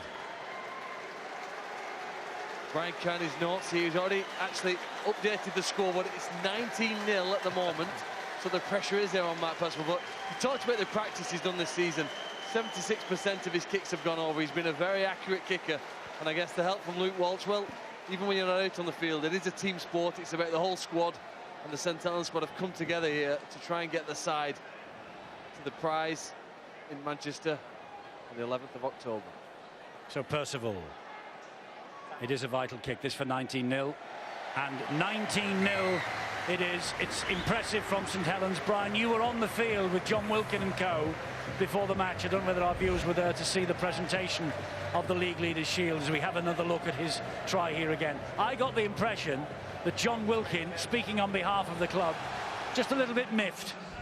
Not with you necessarily, although he wanted to have a debate with you, but with all the people who have simply written St Helens off. Do you think that's the basis of this performance here tonight? I think, speaking to him, Eddie, I think he could understand why people would question their ability to go to Old Trafford and win the grand final when you've got no Johnny Lomax, no Luke Walsh, and no John Wilkin. He was modest enough not to mention his own name. Alex Walmsley suspended for this game. I think they all understand it, but as a club, they're probably more aware than any of us what they have as a group together. He sees them every day in training. He's gone out, he's sat in dressing rooms at half-time with them when they've been behind, when they've come back, when they've narrowly lost games. He knows the spirit they have within this camp. And I guess that's the point he's trying to make. He said, with the spirit we have, even though we've lost all those great personnel, we have a very good chance of going all the way to Old Trafford. Another brilliant kick from James Roby. And whatever happens to Castleford here tonight, they will make history for themselves next week. They've never before had a home playoff tie in the playoffs, no matter what happens here. Yeah, what a game this fella is having. 2 tries in that first half. His administration from the dummy half position. And I've been impressed with the way that St Helens and the coach Nathan Brown obviously has pinpointed this game. I've never seen St Helens do as many runarounds in one game as tonight, and it has proved too much for this Castleford defence. Well, they've been to the grand final 9 times at Old Trafford. Can they now become the first side that finishes top and makes it to the big night since 2010, when their fiercest rivals, the Wigan Warriors, made it from pole position after the weekly rounds? That is the aim. and they're taking here at 19-0 a giant stride towards achieving that goal. You've got to admire the way that they've had to dig deep. We talk so often, don't we, about those star players that are missing. And if it stays like this, of course, and St Helens do win here tonight, Nathan Brown gets the choice of who he plays in a fortnight's time to get to Old Trafford via the club call. That's a good kick. The ball was out, though, because Adam Swift has his other foot across the dead ball line as the ball was still trickling and would never have made it on its own. So that means with the ball in the hands and the foot over the line, that is a 20-metre restart. He's had a top game as well, Adam Swift, and his coach will be very, very happy indeed. We talk about sharing the workload, and that's what we saw last night from Wigan. We've seen a classic display by Saints tonight. Oh, Louis McCarthy's Scarsbrook was nearly free. I think the important thing now for the next half an hour, not only for St Helens to continue to play as well as they have, but I think to learn to find some combinations. They've still got that excellent chases of the kicks, although that one's gone too far. But in attack, you know, you mentioned on the coaching staff, they've got two former hookers, Nathan Brown and Kieran Cunningham, great players, and they know they've got to find a way of utilising James Roby's threat from the dummy half area to really maximise that now that the Walsh isn't there, and still be dangerous when the team are in possession. There they are, Kieran with the headphones on and Nathan next to him. I wonder whether his thoughts are, they won't be, I'm sure, for half an hour at least, drifting towards who they might choose or who they fancy for the club call in a fortnight's time, if they get it. Brian McDermott did say a week or two ago, if they got top, he'd be delighted to make a choice. He's never had it, of course, in the past. They finished fifth the 2 years that they have won. Oh, that's great the grand play. final. Eddie, that's great play from Jordan Turner. This has been the story of St Helens defending. Their speed off the line and their ability to slow Castleford down in the tackle. Not only did Jordan Turner come up and force Castleford into a panic situation, they also finished the tackle as well, which is hugely important. But they get the extra set of 6 here because that bounced, I think, off Paul Welland's leg. And so this is a golden opportunity for Castleford Tigers to get back into this match. Here is Nathan Massey. Now it's with Liam Finn. Gets it wide to Dawn. They've got a chance here. They've got a chance here. And they are over the line. He's lost it. Channing. Has he lost the ball? The referee says he has. He can't believe it. Frustration for Daryl Powell. Is it James Roby who saved the day again? Oh, he was just reaching out and Channing couldn't get it down. Oh, that's James Roby. You know, if you ever had to have a heart and lung transplant, you want to get a pair as good as what James Roby's got inside him. How does he have the energy to actually get back and save the try? And knows exactly what he's doing with his legs as well, positioning them in a position. Positioning them so Michael Channing won't be able to place the ball on the ground. That's incredible play from an incredible player. And isn't it amazing? That's the first opportunity we've seen in the second half that Castleford has applied the pressure but utilised 2 dummy runners. They only did that twice in the first half. This shows you the strength and the quality of this Saints defence.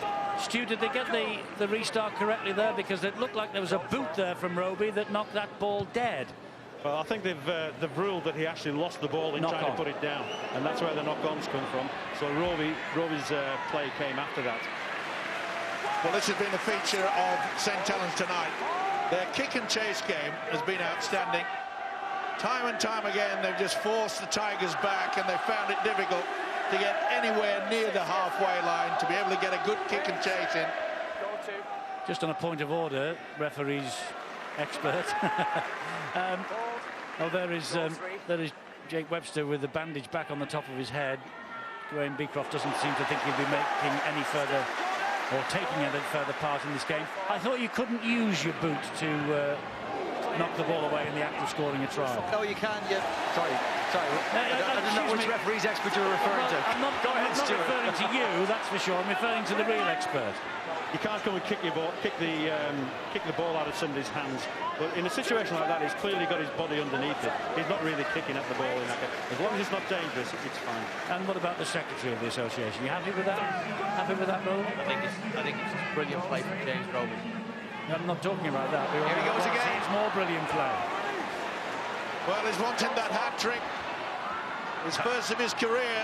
Ohio going up the middle. Good run from him. Roby wants it. He wants that number 3. Gives it though to Mark Flanagan, who will have the one if he can get it. And that's the turnover, is it? Did they lose the count there, St Helens, or are they happy to turn it over so deep in Castleford territory? The latter. Look at them getting out of the blocks there. There is no way out for the Tigers. Clark tries his best. Surrounded. Looking at the referee again, Darryl Clark, thinking maybe there was a penalty forthcoming. It wasn't. This is Kirk Dixon. The ball is lost. Knock on. Well, was the tackle completed? I'm not right sure about that. That's what Dixon's saying. Well, my momentum is down. Oh, the ball carrying arm has not hit the deck. The official's got it absolutely spot on. I thought Dixon's arm... Doesn't always hit the ground, though, does it, the ball, for the tackle to be completed, Mike? Well, he has to succumb to the tackle, and I think in that case he probably hasn't yet succumbed. I think he's entitled to that second effort in that case. I think if the ball has hit the ground, then that would be clearly a penalty, but I think James has got that right on that occasion. Well, will St Helens utilise the blindside option? Remember, the hooker Roby gets in at loose forward position. No, they've gone on that open side, but don't be surprised if they switch back after another couple of runs onto the left-hand side. Roby gets the ball away to Greg Richards. Roby again finds Louis McCarthy-Scarsbury. Again, that run around. Defend finds Kyle Moore. Oh, he's lost it. That ball is lost. It's the free play, the zero tackle this. Oh, and here they go. Oh, he's given that as a forward pass. I think he's got it right as well. They'll get possession though, but Millington, well, he knew he could at least try, and he just is forward, yeah. 55 minutes on the clock. You're 19 points down. You throw the ball around. I know you're going to probably feel they've done it all season. That's a reckless play from Grant Millington. Players had a great season. To get the ball back here, it's a free throw. I mean, it's a reckless play. They're not thinking about getting down the other end of the field. They try and chance their arm like that. There's plenty of time left on the clock. But that wasn't free play, so it was worth chancing the arm. Yeah, of course it was. I retract everything I've just said. Just go into a raise, please, everybody. It is a penalty. Listen, there's still time here. There's lots of time in a game of rugby. We saw what Castleford happened at Castleford when St Helens scored 3 tries in, 12 minutes earlier this season. It can be done, but they need to play the game quicker if possible. Restarts faster, play the ball quicker. They need to play faster than their opponents in the remaining 24 minutes. Well, we've spoken all night in regards to the way that St Helens have got out of the blocks pretty quickly. I'm sure that Darryl Powell, the Castleford coach, was not happy with the official because he thought on many occasions is that St Helens were getting out and they were offside. That's really the first one that they've got in their advantage.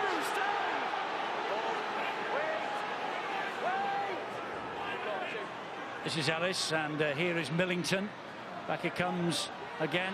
Put the ball down. It's a free play for Saints. It's Swift. They're not going to catch him. They will not catch Adam Swift, and he will go over. And I think that's curtains for Cass.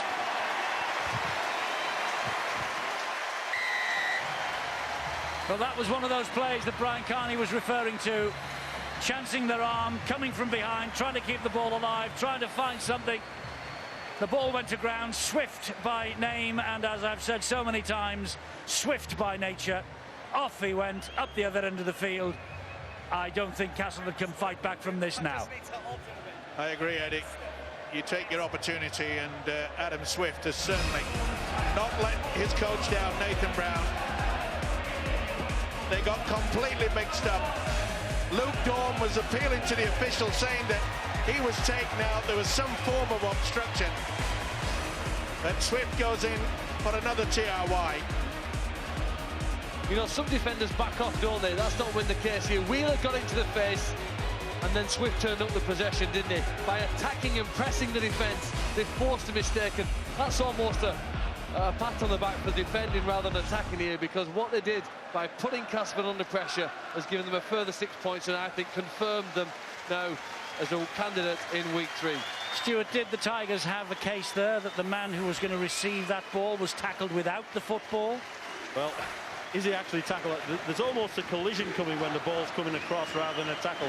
I think he certainly got in his way, but I think it would be pushing it a bit to say they actually tackled him without the ball. I think that's what the Castleford fans will say. And that was what Luke Dawn was trying to say to the official, who waved him away. Oh, what a night for this fella, Mark Percival. His battle with Michael Shenton has been outstanding tonight. Worth the admission money alone. And this guy is always spot on. And he is again. So 25 points to 0.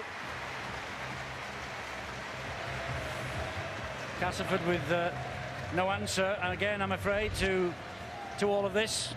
You know, lots of people have an influence over the side throughout the course of a year. The supporters, the coach, the players.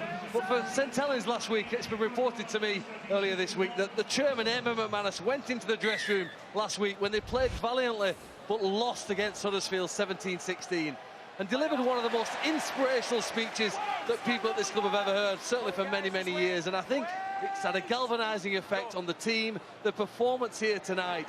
Sometimes you need to display passion. He did it to the players, and they've transferred that passion that he spoke with last week clearly into the performance here and the hour that we've seen tonight. Yes, he must have said something very special. Well, we saw the replay there, and I think the Tigers have been badly done to. I thought that a player had actually been tackled without the ball, and I'm with Luke Dawn. He was disgusted that the official just waved it away. It just hasn't been their night, the Tigers, but take nothing away from Saints, especially this man that's just offloaded. I know Hayes had a fine game as well. That's another wonderful kick. Oh, Dawn well just managed Dawn to hang on by the fingertips. He wants to get on with it quickly. He will do as well. Here he goes, spreading it out wide, and on the bounce it finds Carney. Makinson does well with a little bit of help from Jordan Turner. They have stemmed the tide for Justin Carney tonight. They've stopped him. Yeah, we talk. I'm heaping all the praise on James Roby, obviously for the 2 tries, and he was involved in the other one, and that will be advantage to St Helens. But I must say that Jordan Turner has had a fine match too. Well, it'd be difficult to find a St Helens player tonight who hasn't played well. Too true. There he is, Jordan Turner. They have the Castleford Tigers have caught Saints on one of their good nights, one of their purple nights. An hour gone, and they lead 25-0. Well, probably the main reason, Eddie, is that a lot of fans outside of St Helens thought that, you know, they may fall in a bit of a heap because there was nobody out there that could really push them around the park. They lost Luke Walsh, and yet they've had to swap and change. We saw Gary Wheeler playing standoff last week, but boy, they have dug deep and they have been impressive tonight. Yes, they have. Wellens and Turner, another nicely little floated kick over the top. Oof. Shenton gets to it, but Percival sees to it. He's not going any further. Carney. Spoke to a couple of Castleford fans on the way in here, and I gave them the good news that Justin Carney was fit and would be in the side. Oh, they were thrilled. They thought that was the key. We broke the same news to some St Helens fans. They groaned with Justin Carney, and you can understand why, but it hasn't worked for him. It hasn't worked for Jamie Ellis. It just hasn't worked for Castleford, full stop. You look at the 2 Challenge Cup finalists, 1 winners, and it was a means to an end for Leeds. They've lost 5. You look at Castleford, who went to Wembley and lost. They've not refound the spark, the vim, the vigour that they had before the Challenge Cup final at Wembley. And I said in the build-up to the final, I just hope that their appearance at Wembley doesn't take the sting out of their league campaign. It looks like maybe it has. Well, they've played a lot of games this year, St Helens, but very few have they played for an hour and had stats as impressive as they have here tonight. You know, they've made similar amount of ground, similar amount of possession, but they've missed 4 times fewer tackles than their opponents, and they've made 6 breaks to just 1. That's a tremendous attacking record for a side that we thought really didn't have the attacking cohesion because of the players missing.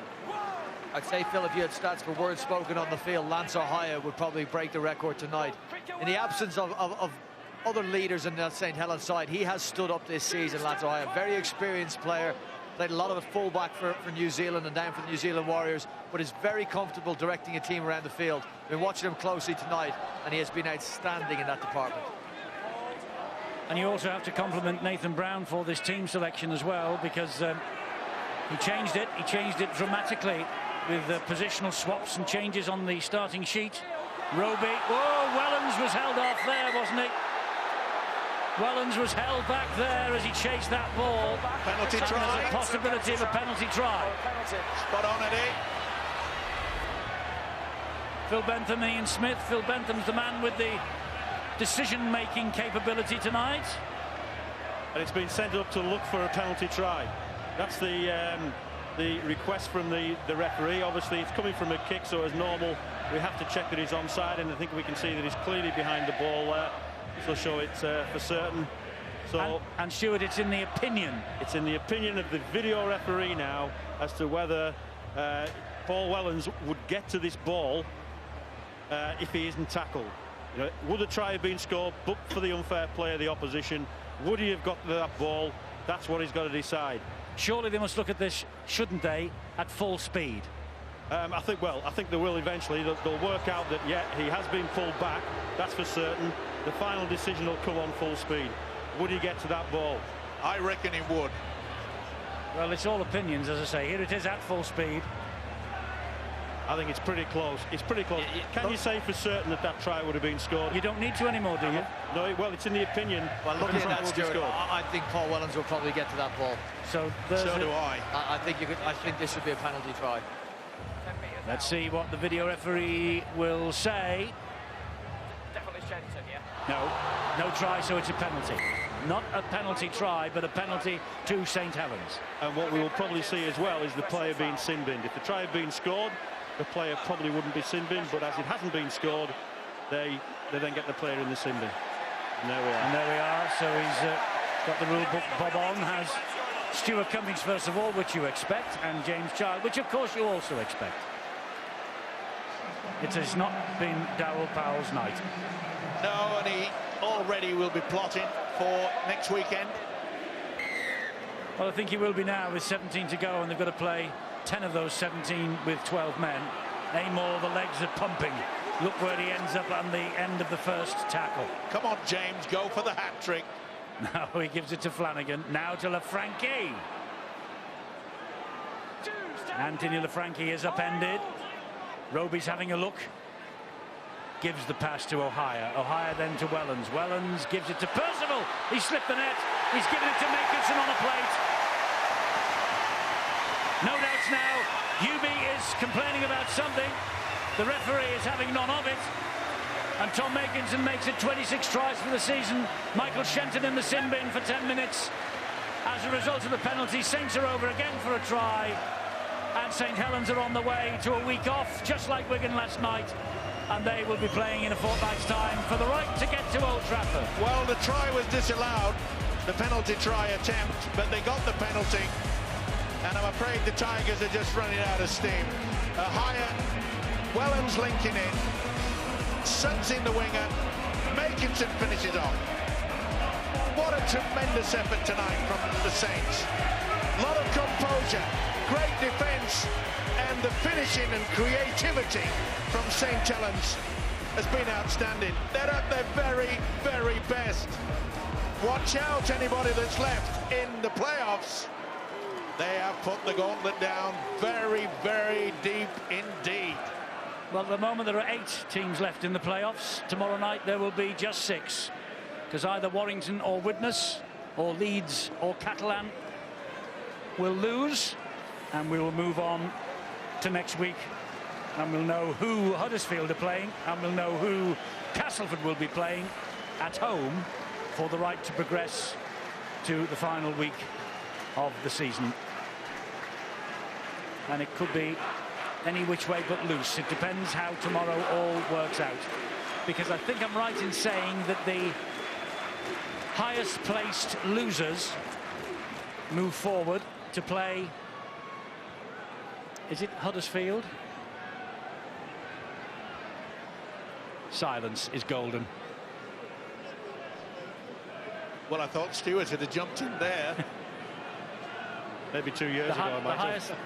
The highest placed losers will be at home next. Will both be at home, these two, and then they play the highest placed losers play the lowest placed winners.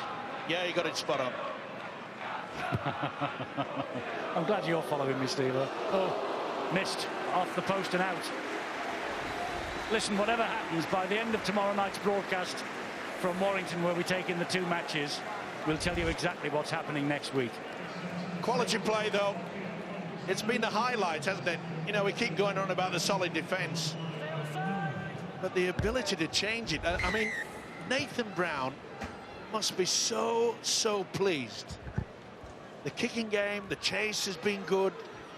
An all-round performance that perhaps is probably one of the best of the season. Do you know what? He also gets another week, not just to rest, but to improve. Phil, could I just say that witness win tomorrow at Warrington, they go to Huddersfield. But if Warrington win, they also go to Huddersfield. Is that what you're saying? But no. No. That's what's hard here now. No. I'm trying to clear things up.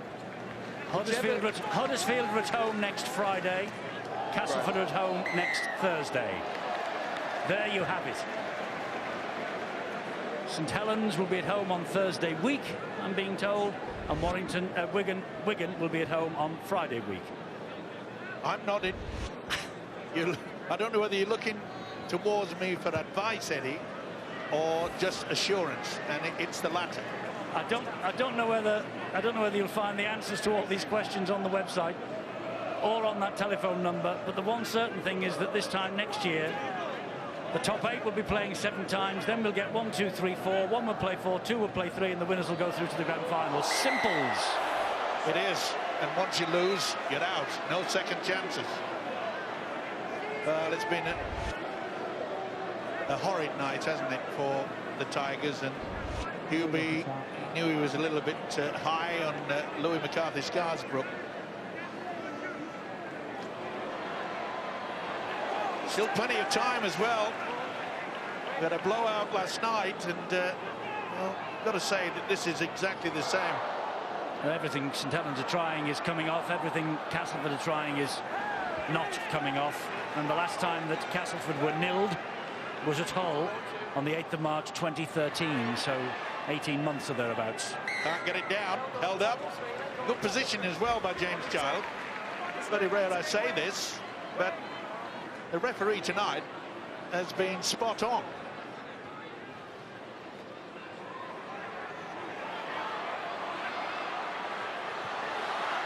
Makinson, ball comes in field through the fingertips to O'Hire. Saints will get club call, of course, as a result of this victory. And that's after the match next Friday night on Sky Sports. That'll be live. That's battling by Amor. I think he's got this down. It's incredible if he has, and he has. Kyle Amor just would not be stopped then. The legs kept going, twisting, turning. He saw the whitewash, and he just plonked the ball down over the line. Remarkable effort from Kyle Amor. And fully deserved. He's worked hard. And I think he would be the first person to say that in the latter part of the season, he's struggled. Here's a high shot from Hubie. McCarthy-Scarsbrook got it fair and square in the chops. That's LaFranchi, isn't it, who's held up on one of his favourite pet plays. Darryl Clark underneath him. But you just know one of these big men's going to crash over eventually. And Kyle Amor, he started the season scoring in a similar fashion when he embarrassed 1 or 2 of the Warrington forwards. Well, he's done it again here to put his side just 80 minutes from the grand final. And it'll also please the coach, Nathan Brown, because he really has found the magic, as Phil has already said, in the first couple of months of the season. He was a giant, was this fella, and he has regained the top form. That is outstanding. Yes, a tremendous try from Kyle Amor, and as a result of that effort, off he goes. And he will take a breather on the sideline, knowing that Saints, he and his teammates, will have next weekend off and watch the other 4 survivors battling it out. Well, the one thing we can say as a result of all this, the Red Hill Amateur Club in Castleford has produced some great players in the past. We've got 2 great coaches in Paul Anderson and Darryl Powell, ex-Red Hill men.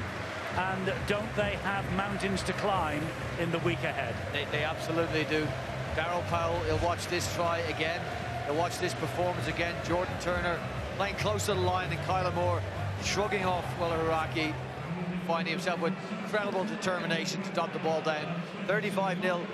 Nathan Brown, as you said, Eddie, he's going to have the week off. Darryl Powell's going to have to start looking all the way back, pre-Challenge Cup final, when the Castleford Tigers went to the Warrington Wolves and lost. Disappointing in the Challenge Cup final. They came out of that to play Bradford. Okay, got through that with a win.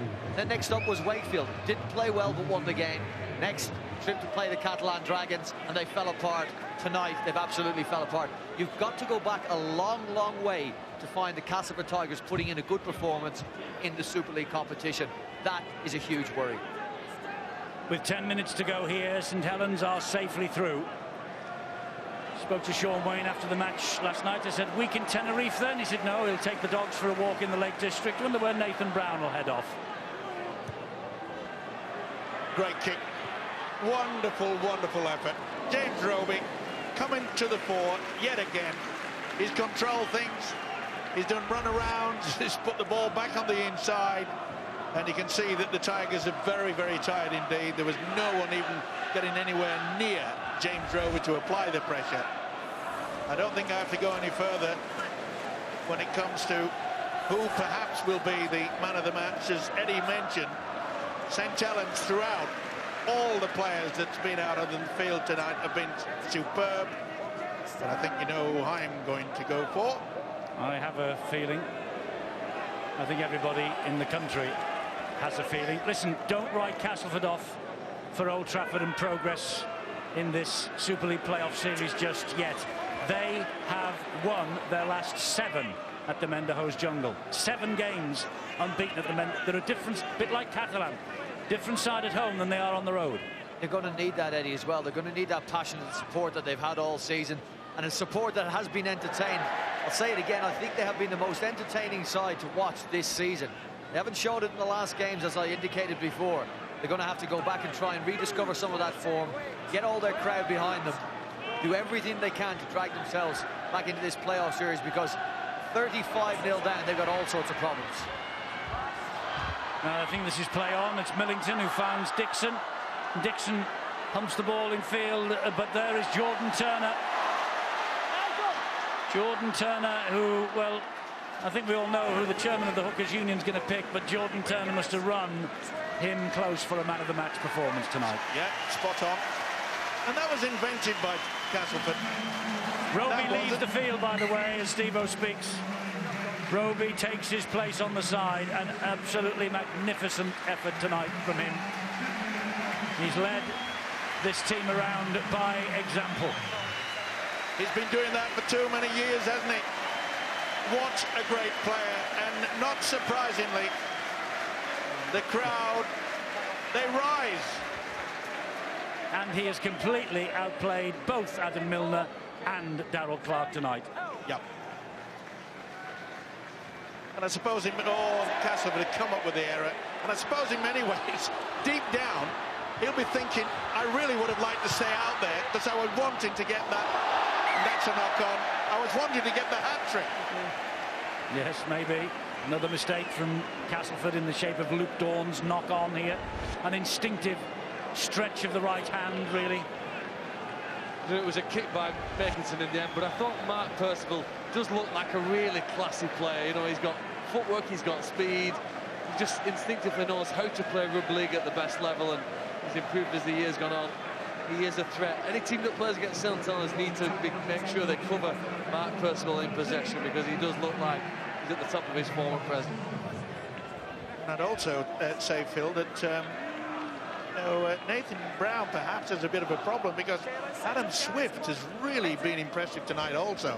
It's never a problem having too many good players. Never a problem. I mean, every coach wants that. All the best players, fit and healthy, playing at their best. When you get to this time of year, you can handle it. You just got to pick the best 17. As Paul Anderson said, it's just about winning at this time of the year. Well, they won the first 4 grand final appearances, St Helens. They have lost their last 5. They won the title last in 2006, defeating Hull 26 points to 4 at Old Trafford. they would be looking to get back there again. It was almost at one stage their own territory. It was their second home ground, the Theatre of Dreams. It's been the theatre of nightmares for them recently. Can they put all that to bed on October the 11th on Grand Final night 2014? Mossy Massoy. Mossy Massoy! He tried his damnedest. I don't think he's got it down, though. But what an effort. I think there was 5 Castleford players trying to stop him. He's huge. Well, he's got a smile on his face. He said, I've gone very close, but I'm not so sure. Well, the referee, I don't think, has seen the ball grounded. That's why he's handed it upstairs. Well, he's come round there behind the post. He's not sure whether it's got down. I'm not sure whether we can. It certainly looks like it's very close to the ground. I think that's a try. It's on the deck. Is it short? Is it short, or is it on the line, or is it over the line?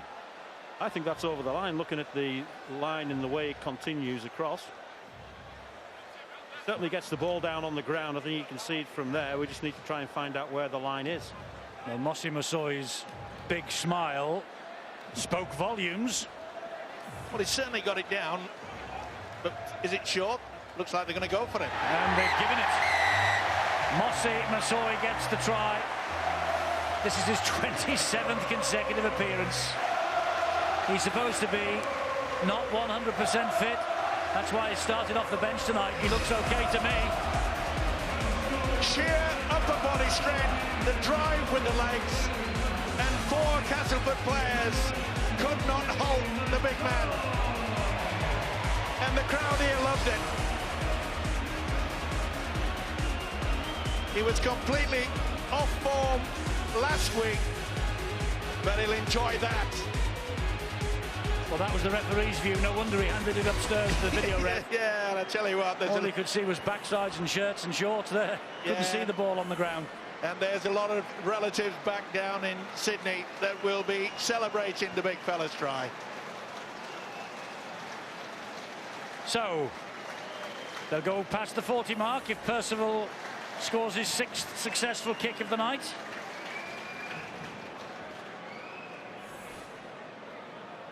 League leaders under Nathan Brown this year, the first silverware in 6 years.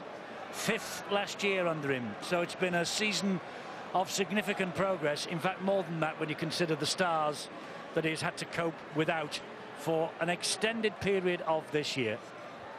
Percival adds 2 more. 41 points to 0. Well, last night it was 57-4. 41-0 tonight. Let's hope we'll have 2 closer contests in the sudden death tomorrow. Well, then if you're going to readjust their predictions for tomorrow, well, I certainly didn't see those 2 results coming. 57-4, 41-0 with 4 minutes left to play. You're still sticking with yours tomorrow, Phil? You don't think, as this a surprise you, these 2 results? Oh, without a doubt. I mean, I thought St Helens would play well, but I couldn't see them scoring 40 points. I couldn't see them winning. That's been really impressive.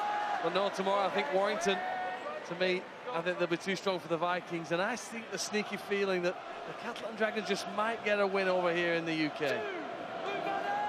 Well, it's been a problem, Phil, when they travel into the UK. They don't like playing away. They're a very strong side down at home, but as I say, Leeds have not hit the high spots of late. The last time the Catalan Dragons won against the top 8 side was actually at St Helens halfway through last season. That's how long it's been.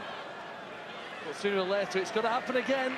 Whether they can turn it on when it's needed, well, we'll find out tomorrow. Well, less than 3 minutes of this game remaining, and well, I think the secret was out about 10 minutes ago, but James Roby is the man of the match. Let's talk to him, shall we? He's on the sideline with Graham. James, congratulations on your Man of the Match award. It was a great performance. Were you looking for a hat-trick, very much aware that you haven't had one for St Helens? Yeah, never had one. I was quite surprised to get 2 early tries, so it was always a possibility, but no, not meant to be. But a great performance, I think, tonight by the whole team. Fantastic performance by the whole team. You also made a try-saving tackle as well, right on the line there at 19-0. Yeah, I was just quite lucky, to be honest, just doing my job tying in, and managed to hold him up. So it's always nice to do that, and to see the scoreboard with a 0 on is always pleasing.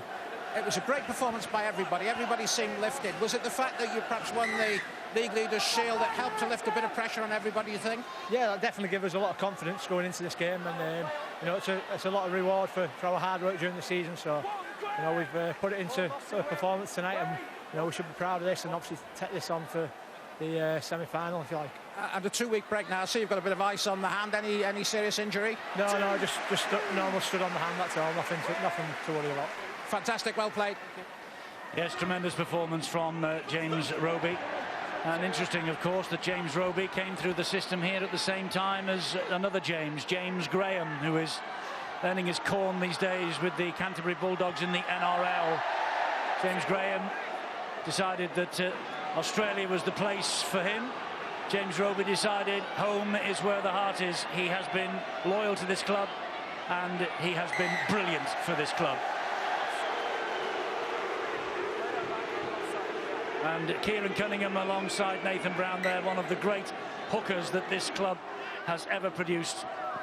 I'm sure he would echo those sentiments. Well done, James Roby. Well done, St Helens. This is a comprehensive victory. Now, can they keep Castleford out? Can they have a nil against their name? Yes, they can. Yes, they can. It's a sad night for Castleford. It's a sad night for the Tigers. Oh, they've lost it. Saints have lost it. It's been stolen, though. It's a penalty. It's been that sort of night for Darryl Powell. He knows they'll have to come back stronger next week. Massive rebuilding job for him. And for Paul Anderson at Huddersfield last night. That's the reason why the coaches are in business. That's the reason why they have to try and lift their charges week after week. But this is a huge challenge that faces Castleford and Darryl and Huddersfield and Paul. Yeah, I don't think either side realised it was going to be so difficult, but well done, Saints. Fully deserved win tonight. Super win for the Super Saints in the Super League playoffs. They're delighted, the home supporters. Castleford will make their way home. They will lick their wounds. They will hope that they will come back stronger in a week's time. Happy days for each and every St Helens supporter. 7 tries for the Saints tonight. Nothing to show for Castleford's 80 minutes of work. And Jordan Turner, what a night he has had. Arguably his best performance for St Helens since he joined this club. He's a man with considerable playoff experience, of course, and a National League One grand final for Salford into the bargain. And Paul Wellens, we've seen him scowl a few times this year. He must be happy tonight. He's with Graham. Well, Eddie Hemmings is saying you've got to be happy tonight. I mean, that was a marvellous performance. It was. You know, very workmanlike. I think we look at the scoreboard, 41-0, and it suggests it's been quite an easy night, but it was anything but. We had to really work hard for that, and you know, we laid the foundations in that first half, and credit to the boys to step up on a night like this and put in a good performance. Yes, everybody was on top form, it seemed. Everybody played their part in the game, and that must give you an enormous amount of confidence for the matches coming up. Yeah, it does. You know, we've prepared really well this week, and I think that's key. When you approach big games, you've got to prepare well. And to credit to the boys, our training's been excellent, and it shows in the game. So let's hope, you know, we've got the week's rest, but let's hope we can do the same in a couple of weeks' time. And it was a very energetic kick and chase game coming from all areas of the pitch as well. Playoff football, you know, that's the art of it. We've learned that to our cost in quite a few grand finals over the years, but you know, if the boys can reproduce that in a couple of weeks' time, we'll go very close to booking our place at Old Trafford. Sure will, and it'll be a happy dressing room and a confident dressing room tonight, I should imagine. Yeah, very happy. I think, you know, when you work on a game plan all week and it comes off as it did tonight, you can be very happy. But I think, you know, the key is that we don't get carried away. Yeah, we're going to have an extremely tough game in a couple of weeks' time, whoever we play, and we're going to have to play well for that. Thanks for joining us, Paul. Thank you very much indeed. The St Helens captain there, Paul Wellens. With me now is Darryl Powell, the losing coach. Darryl, it just wasn't your night. Do you have to accept sometimes that you're beaten by a better side? Yeah, it's a bit of that. Obviously, we're not playing well at the moment. I thought we started really well. We had a fair bit of intent about us, and you know, first half we just couldn't get any field position. So 13-0 at half-time. Really disappointed with the second half. So yeah, obviously Saints too good for us tonight, but we're not playing well. You know, we've been lacking a bit of energy over the period of a game, and that's disappointing. A few other disappointing things tonight, but ultimately for us, it's, you know, we got last chance saloon now, and we've got to do something about it. What do you put that loss of form down to? Because you were fantastic earlier in the season until, I don't know, about a month ago, something like that. Oh, you want to look at Leeds, you know, the Challenge Cup's a tough thing to go through. Whether you win it or you lose it, it's pretty difficult. So it may be some of that. You know, we've had a big year. We haven't had a week off, and I don't know. It's hard to put your finger on, but that's probably the likely cause. Ultimately, you go through patches. Our patch is now. We've been pretty consistent throughout the regular season. So, yeah, obviously we're disappointed, but you know, we got by coming in the top 4, we got another chance. Whether we're good enough to take that chance, well, we'll find out next week. We will. Thank you very much indeed, Darryl. Thanks for joining us. Nathan Brown joins us as well. Nathan, that was an absolutely fantastic performance. You must be delighted. Yeah, I'm wrapped. You know, I thought we thoroughly deserved the win, and you know, we had a lot of people that contributed. I think all 17 blokes could actually say they actually come up with a good performance, so we're really, really happy. Your kick and chase game in particular was perhaps the foundation for the victory. Would you agree? Yeah, I thought it was great. You know, Jordan Turner's game control was brilliant, and obviously, I think James Raby showed you the best hooker in England. He's clearly didn't he? You know, and I'm a big Daz Clark fan, you know, but you know, at the moment James Raby's still the man, I think. And it wasn't just that you were kicking from one position. There were different areas of the pitch you were kicking from, and different individuals were kicking as well. Yeah, well, everyone's quite aware of who the 3 blokes we don't have playing are all of our main kickers, and so everyone's assumed a little bit of responsibility to try and lighten the load on everyone. And you know, tonight was a good night for us, but it come off the back of good hard work and good defence. Certainly was. Thanks very much indeed for joining us, Nathan. Thank you. Thank you. Delight for Nathan Brown. Honesty from Darryl Powell. Lots of work to do for him. And Paul Wellens as well summed it up, didn't he? He said, look, whoever we play in 2 weeks' time, that we still face a mighty challenge. Mossy Massoy gets his hands on the League Leaders Shield. They were presented with that before the match. It was a move that certainly didn't backfire on them. They raised that trophy aloft, and they will continue to raise that trophy aloft as long as the St Helens supporters stay here to see them. Happy night for the Saints. The league leaders make progress, and the important thing as far as they're concerned is A, they're in the other half of the draw now in the race for Old Trafford compared to the Wigan Warriors, and B, they get the choice of who they play to get to Old Trafford in 3 weeks' time.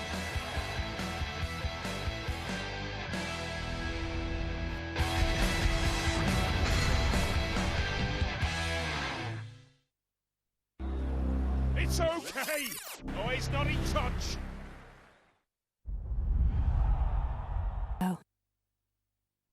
It wasn't too long ago that some people were tempted into buying mortgages that weren't really right for them. Sometimes borrowing more than they should. TSB want to help people borrow well. That's why they do their best to help their customers choose a mortgage that suits them at a cost they can afford. And why with a TSB mortgage, millions of people could be thousands of pounds better off. Are you sitting comfortably? So no matter what, you're into something good. Blue Plus Price Promise from EDF Energy. Feel better energy. It can take only this much dust for most other vacuums to lose suction. But my new vacuum uses oscillating Dyson kinetic cyclones to capture that dust. And more. Crucially, in its lifetime, it never loses suction. Get up to £100 off Dyson upright and cylinder technology when you trade in any vacuum. Available at participating retailers. Find out more at dyson.co.uk.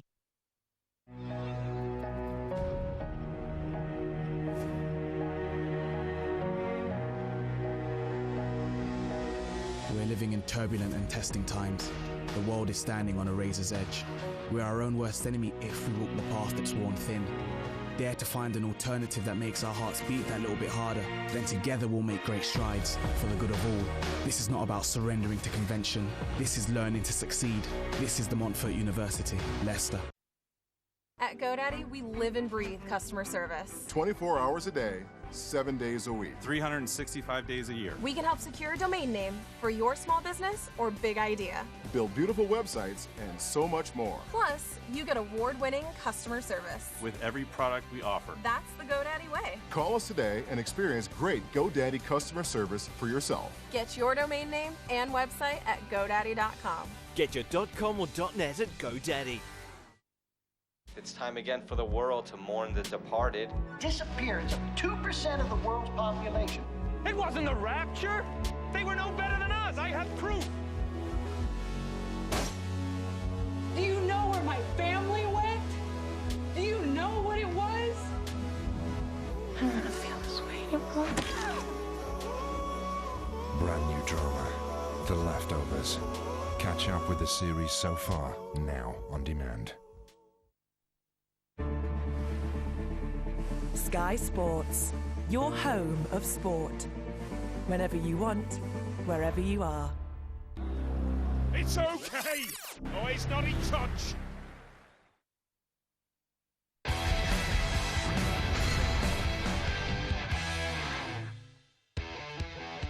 Well, a Super League Friday that looks back via the extra time from Langtry Park to the second match of the first Utility Super League playoff series of 2014. And it was 57-4 last night to Wigan over Huddersfield. It's 41-0 to St Helens over Castleford here tonight. And the St Helens players still enjoying the moment and enjoying the photographs, which will be part of the family albums for years to come, as they celebrate with the first silverware that has arrived here at Nosey Road in 6 years. The League Leaders' Shield, and Louis McCarthy Scarsbrook is right in the middle of it as well. Great performance from Saints over the course of the season, and an even better performance from them here over the course of the 80 minutes. Brian and John will look back on it all now. Yeah, thanks very much, Eddie. An absolutely sensational performance from St Helens. You know, Nathan Brown has been saying over the last few weeks, everybody's mentioned the no Lomax, no Walsh, no Wilkin. He said, we've been working hard at training. We've been finding different ways to attack and different ways to play. And he said, we're comfortable with that now. You found one of those different ways, John. You're absolutely right when you look at it. They are comfortable doing it. Well, I think it was picked up on a couple of weeks ago. I think we in the preview to the Huddersfield Saints game, we said, with the absence of so many playmakers, St Helens had looked to manufacture different ways of posing a threat against you. And I think this scenario, and you have to bear in mind what happened in this first clip. You've got a player going forward. James Roby's going to take the return ball. So effectively, a dummy half and first receiver in one. He's generating and being able to play outside the ruck as well. So this one, yes, Kyle Amor, he did spill the ball here, but the warning signs were there. Again, another example in the first half. This time it's Lance O'Hire who gives a return ball. Just gives James Roby a bit of something on the edge, just away from the ruck, and gives him a little bit more space. So it should have come as no surprise that this happened again and led to the Turner try after the half-time break. This was the try that ended the game for me, beyond all doubt. I know there's plenty of time left on the clock, but at 19-0 and the way Castleford were playing. We're going to watch it unfold with the playoff, and then we're going to bring it back and have a look at something that we saw again last night. So just take us through the turn-up again. Yeah, OK, so it's Soliola. Soliola's your man here, and then James Roby obviously at dummy half. So have a look at how this goes. As soon as he gets the ball back, this is where the problems are coming. There are reasons for this. Clark's in. You've got Hiraki who's come in. I think, right or wrong, if the guys inside you are coming in, you've got to do the same. And Liam Finn doesn't pick that up until late. Turns himself, gets himself all wrong in terms of his hips. Now, this is the point you were going to make, wasn't it? If you just go back on that, and we understand that Liam Finn and Michael Channing, if you look at them, they're very nervous about the St Helens players on their outside, Wellens and Swift making the run. If we go all the way back to the play of the ball, we'll see perhaps why. You take shortcuts in this game and you'll get punished.